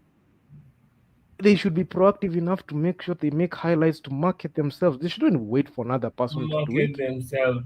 Come on. Why don't they If it do it? takes, pick a phone, take a phone, yeah, call these high level clubs, Tell them you need to give this lady a tryout. She needs to. You just need to see her play. Just a training session. Come on, you have to do that. If that's what it takes, pick up the phone, call someone, say, "I'm bringing this lady for a tryout." You see what she can do. Make sacrifices. Send her wherever you send her. Let her go to South Africa. Let her go to Nigeria. Let her go to Europe. You do all that because that lady is that good. But then if you're going to sit back and say, okay, sasa tunangoja Medina aonekane na timu fulani aitwe, it might never happen. Not because those Mm, people don't think she's good. Those people, they're not just going to give themselves trouble. Unaona? I don't think right. it's because I can. Most scouts are going to US games to watch the games. Most scouts Yeah. are going to EuroLeague to watch the games. Yeah, high schools in Europe and whatever. Most very few scouts are coming to Kenya. Coming to Kenya. Let even Africa. alone Kenya, Africa. Yeah. Why? The only people who come to scout in Africa are players who have been born in Africa and feel like, okay, Africa can give more. Now, we have this other crop of Africans who think that, okay, because we're successful, we don't want to give every other person opportunities to be successful. We're going to pick our own. Unaona sasa, it ends Yeah. up someone is good, but someone else is going because they're not the right person. So if we're not very strategic, we're not going to get anywhere. We're not going to do anything much. Itaenda tu kuwa ni story tu. Alikuwa mkali yule, yule dem alikuwa mkali sana kwa And sure. I really hate the way people say, "Oh, you know, you in this time alikuwa mkali." I'm like, eh? So why are you telling me? Kama Me, alikuwa mkali, I'm supposed to know that alikuwa mkali. You don't have to keep telling me alikuwa you know, mkali. There's nothing. There's no data to makes back that sense. up. There's no It, data to back that up. hata ku Even back if up, it doesn't make sense that unaniambia mtu alikuwa mkali. I don't care, Mi honestly. nafaa kuona, mi nafaa Like, kuona nafaa kupita place nione kuna highlights za mtu mkali. Nafaa kupita yeah. place nione kuna mtu ameriwadiwa kwa kukuwa mkali. You know, you can't tell me that a player amecheza vizuri anakuwa rewarded pesa. That is not good at all. It is inafunza watu tabia mbaya, you know. A player Like, is good enough, put them in a position to be successful in that trade. Hata umpatie 500,000, that money inaenda kuisha. Put them in a position to be successful in that trade so uh, that 10 years down the line they are reaping from ukali wao. Lakini mtu alikuwa mkali, alafu unaona in the later days of their lives huyu msee ako kwa cyber tu, huwa anaprintia wasee, huwa anafanyia watu makazi za KRA pin whatever. Huyo ni msee alikuwa mkali, unaona. It doesn't help with the generation coming up. Steve, I honestly feel for like the people I really feel for. I do not even the people who are squandering the opportunities. I feel for that that basketball player like playing in, let's say, Umoja, Kayole, Diwopa, just getting into the system and getting into this mess. That's the guy I feel for. Like, the system is botched, it's rigged. I'm not blaming. I'm not giving it like 100% of the blame. But I'm just gonna give it um 70% of the blame because it's the structure and the ecosystem that they're going to deal with. And with all that considered, like, let's say for example they put in like 100% effort, but you see the system shafts them a lot. They're not getting the opportunities that they need, uh, team wise. Let's say for example if they're playing in a team, they can't get them the touches that can make them great. If they fall in the hands of a poor coach, don't know how to use them, their career ends there. Financial situations, the sport has not been able to pay itself to make sure that it pays the athlete. Then when an opportunity comes from Team Kenya, it's very selective. You find you're a very good player, but they're not gonna take you because they're gonna take someone that they know and is mediocre. They're gonna do that. So those are the things and the challenges that they'll always face. Given that, then that's the reason as to why you'll see "Hey, that guy tu alikuwa hapo, alikuwa mkali, in his day he was good." I'm like, come on, can't tell me that he was good. I'm supposed to see like he was good. Let's say, for example, if there's a highlight reel of him, that is why you're seeing digital media is coming in.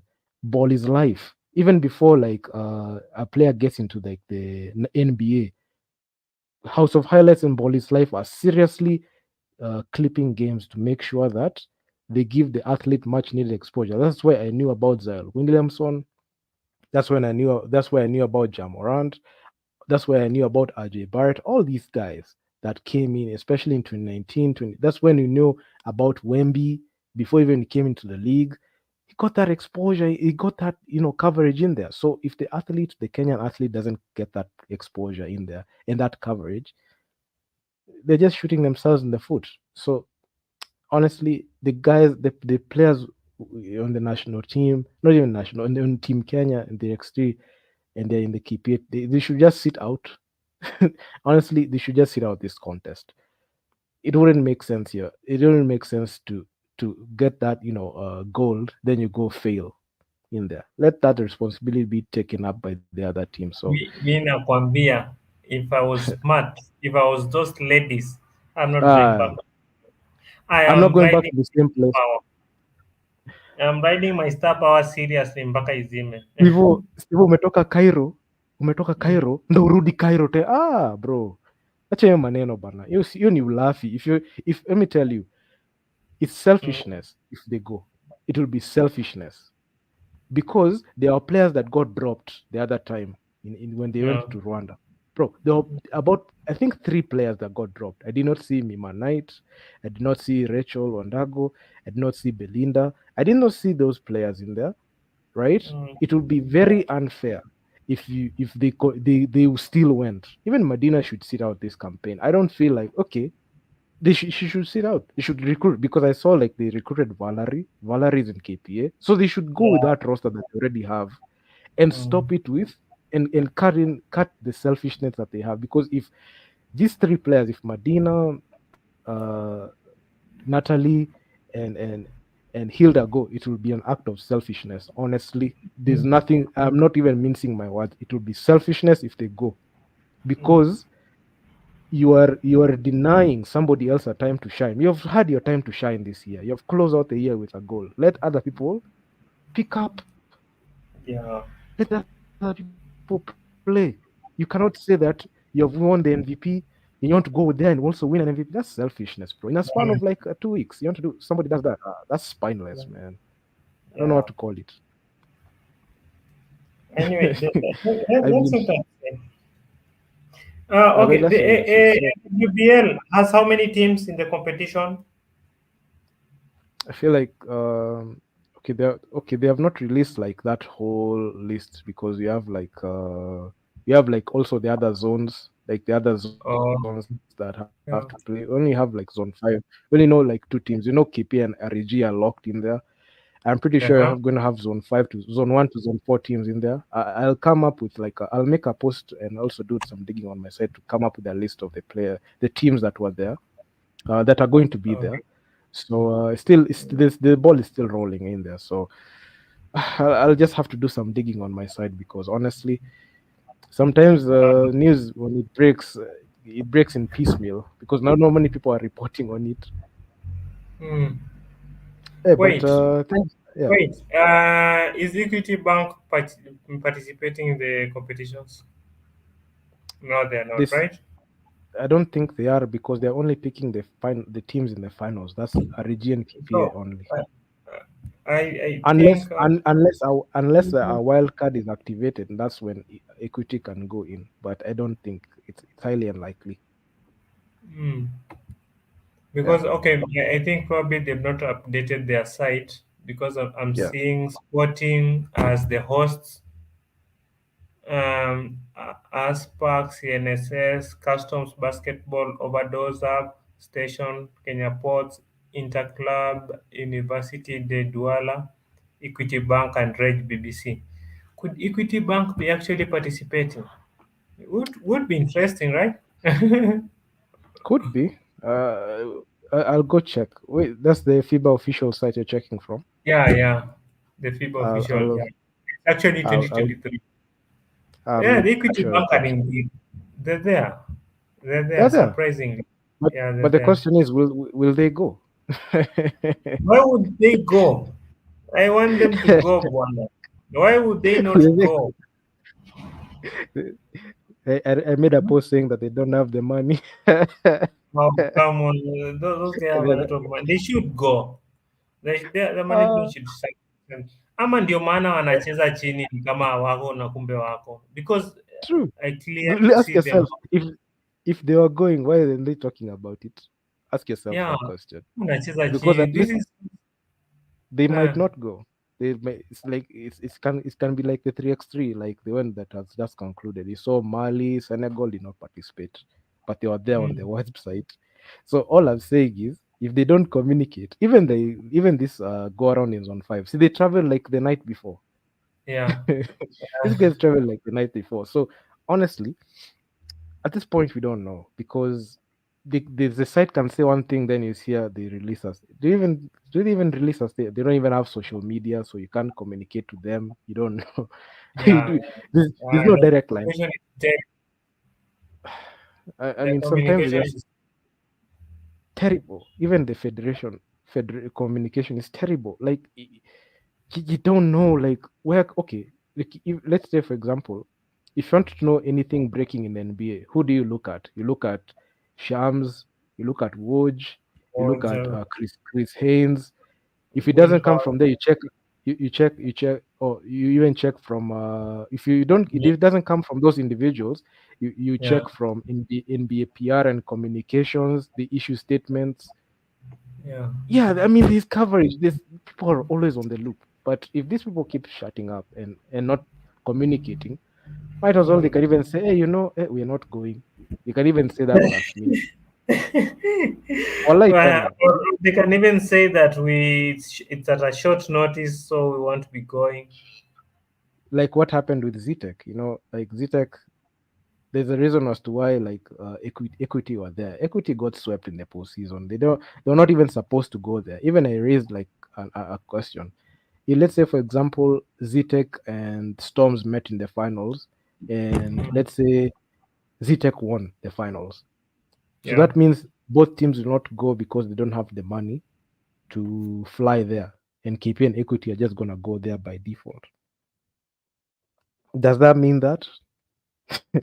Because those are the only because those are the only two teams that have That's quite serious budget, right? interesting. That they Yeah, just go because by default.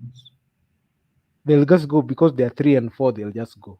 I'm like, Yeah, come sure. on, this is sad, man. Like it's like Zitek did not anticipate they're going to make the finals. They're like, you're in the league and you don't want to win everything. You're like, hey, let's just play. We get knocked out in the second round, maybe. Then we just close out the Mm. season. That's the mentality that they had. But they made the finals.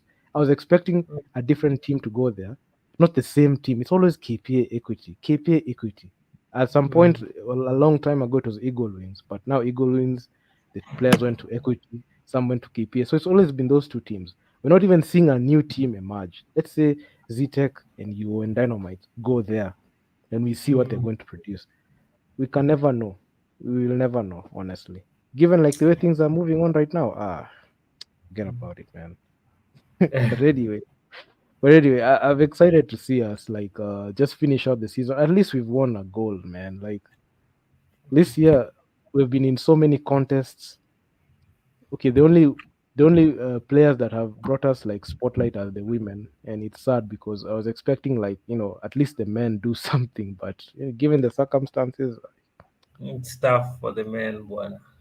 I know the men have been struggling, literally struggling. Any contest that they have gone to, even in the Nations League, they finished like think they finished like the bottom last. Yeah, so I covered every single game. It was just heartbreaking. I'm so glad we did not meet Egypt.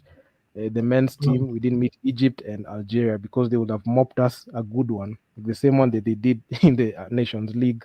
It will not even Yeah. have, it wouldn't have been a contest because if we met them, it will just be easy pickings. But all in all, man, hey, thanks for coming on the show, man. Thanks, man. It's okay.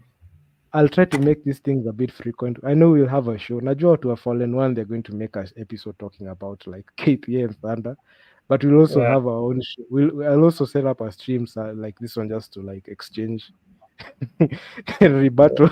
That would be awesome. That would be super.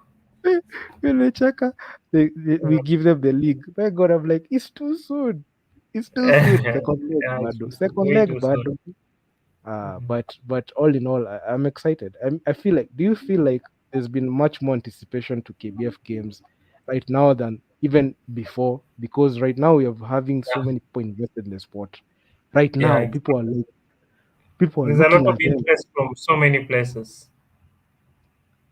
But honestly, sometimes I just applaud myself because I can say I am 70% the reason as to why that is. Yeah, 70% because of like the work that I have done, like, I think especially when it comes you to, do quite an amount of work to bring visibility. yeah, I mean, and also you can Yeah, see K Hoops there, they're just holding it down, which is good.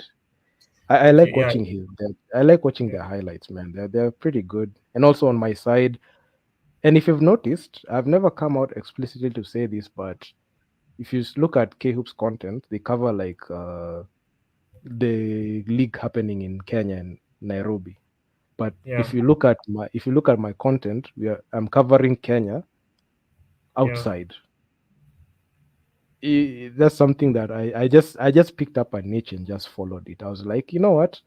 There's so many angles in content on how to look at things, and if I can be able to like cover that angle and do it in a different way, and these other guys do this and split like that, you can see even like street league had their own media, they covered their own league, which was great, which was fantastic. So yeah, that means a fan has so much like content they can consume, they can look at. If they want to follow CL, they know where to go to. If you want to follow KBF, they know where to go to.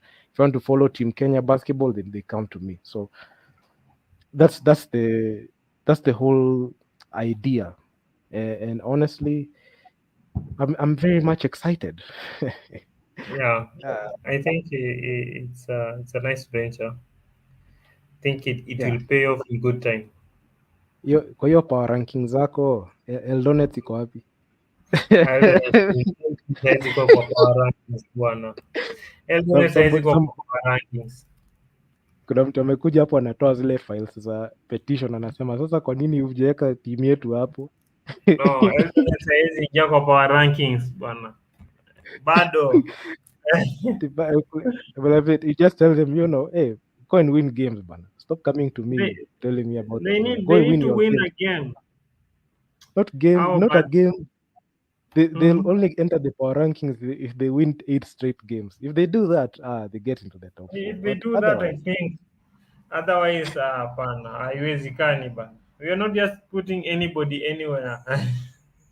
wanasema sasa, unaona ukiweka hiyo watasema wewe ni public enemy number one, mbona umeweka KPA number three? So KPA Yeah. fans are going to be very angry. Ulinzi fans are going to be very angry with you. It's only the people who are Uh, going to agree with you are Thunder fans because you're put yeah. number one. But Equity Because at Dumas the fans, top like, one. they are going to look at you like, ai, kuna tudharau sisi. Sisi ni defending champions, you're looking at us like that. Ai, ta They have to wewe. win. Mm. Wataanza kuangalia different. But lakini I can say I've been going hard on KPA so much this year. I think I've made, this year I've gone hard on them. You From need to make January to from uh, January to December, those I've gone people actually wanna believe you hate them, but I've gone after them. I think I've made, if they're not 40 videos, I'm a 50. I'm not. I think this may figure out a yeah, 60. I think so. I think majority of the videos have KPA. KPA and the national team. Alafu worst of all wamekuwa wanaenda for the international games, so imekuwa inawapata. Ah, that's why for Kwanza, I'm just licking my chops. I'm like, yep. Kwanza next week, I'm like, content imekuja. Okay, next week is going to be fire. I can assure you next week there's a lot. Next week Next week there's is kuna results za AWBL alafu pia the standard KPA. It's going to be fire, but KPA. Of course, you're going to look at that. You're going to mm. look at them in depth. They thought that I was going in on them the other time, but this one now we have all the stats, Kwanza. We have all the stats, we have all the film. One thing I just say is there's no escape route for these people. Even the federation, they are like always on walking on eggshells, not knowing when they're the next video okay. will drop. They're actually taking a break, but they are on a break. Wamekuwa stressed sana. The media at the start of the year. They are on a Did did break. did, did you see like kwa hiyo video Natalie hitting the buzzer beater? You saw like the coaching staff were like they were so Where passionate. Like they're like, If you lose this one, Cinderito is going to come at us hard." they're like, you've saved the whole federation. Ah, like, I've come. that was something. That was something big. It was, Uh, hey. I can say it was the shot of the year. It was the shot of the year because Egypt have been like harassing us a lot, even in the They bully Nations League and how many games. They were really, and they're very like they're just toying with us a lot. So having that win over them, especially at one point like that, and a 1 point game like that, and also like just finishing off like that in embarrassing fashion at home Mm, was significant. Beating them at home because their fans were so quiet. yeah. I was so happy, and also like somewhat I feel like it's a bittersweet situation because some people can be frustrated with like how the federation is operating, but still we Mm, won. So yeah. a lot of things are being swept under the rug.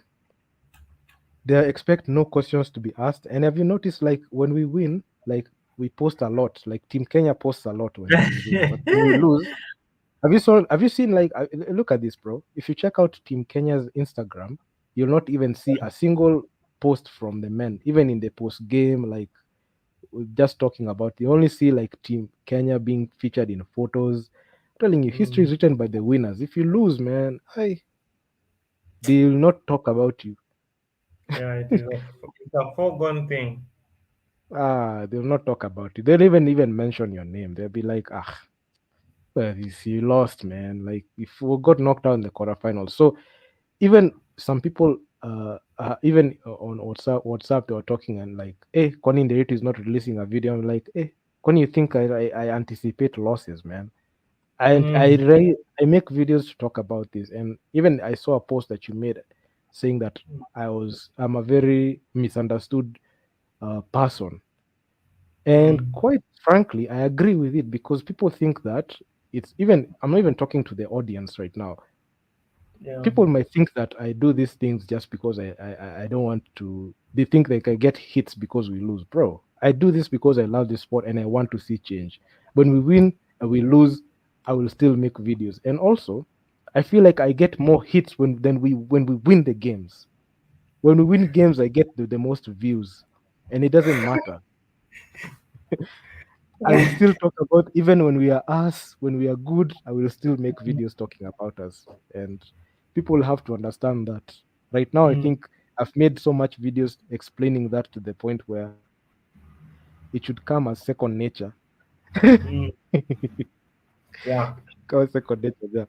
So, man, I'm just waiting for that. I mean, for this Christmas, I think Christmas has come early. KPF under is that one. Yeah, Mm. this weekend is just going to be fire for me, man. Should give me Yeah. a break.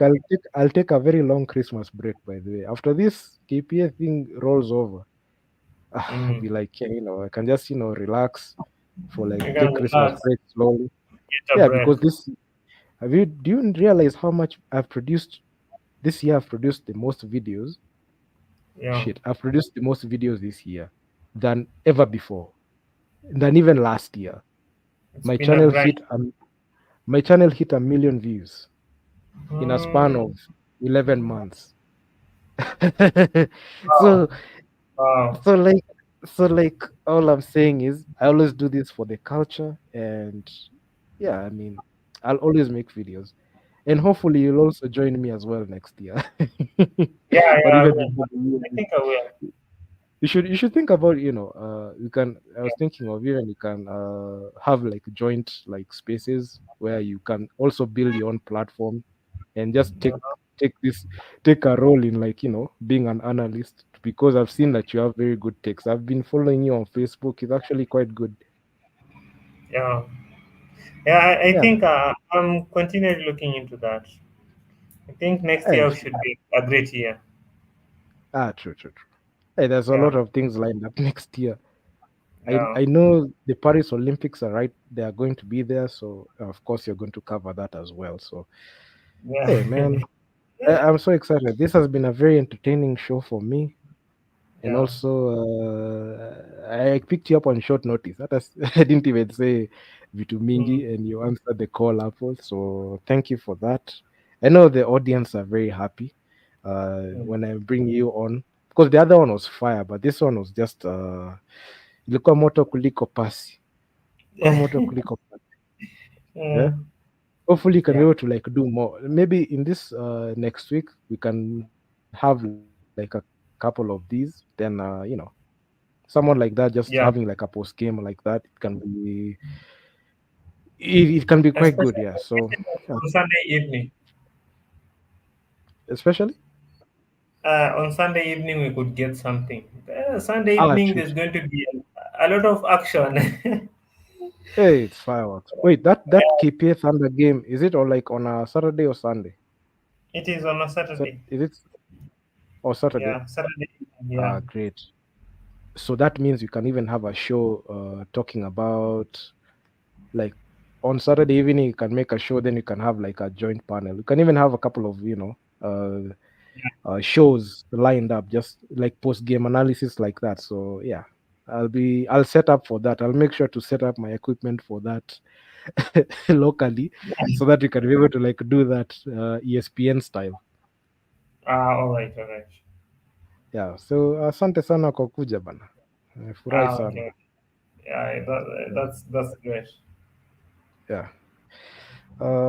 Kwaheri. I'll see you in the next one. Thank you for answering the call, man. It's okay, man. Anytime. Oh yeah, anytime. Okay. Wazi. Well, I am so excited. I'm very excited. That was such a great show. We had Coach Abel there. We had Steve O there. He has been he has been great. We've had like a lot of discussions there. And man, there's not much to add. I think we have unpacked so many things. I I was even anticipating like having like a 3 hour show, but this one in 2 hours we already covered like majority, covered all the bases in there, and hopefully you can be able to like have such. I can be able to like set up a lot, because majority of the time I just make videos and record videos and just publish them. But this one I just said, let me just go video wise, live stream, and just have a panel discussion, and also comment what you think in the comment section of who you want me to bring on the show, because this is just awesome. And yeah, man, please be sure to subscribe to the channel, hit the bell so that you get notified on the anything I'm about to post. And I'm out. Peace.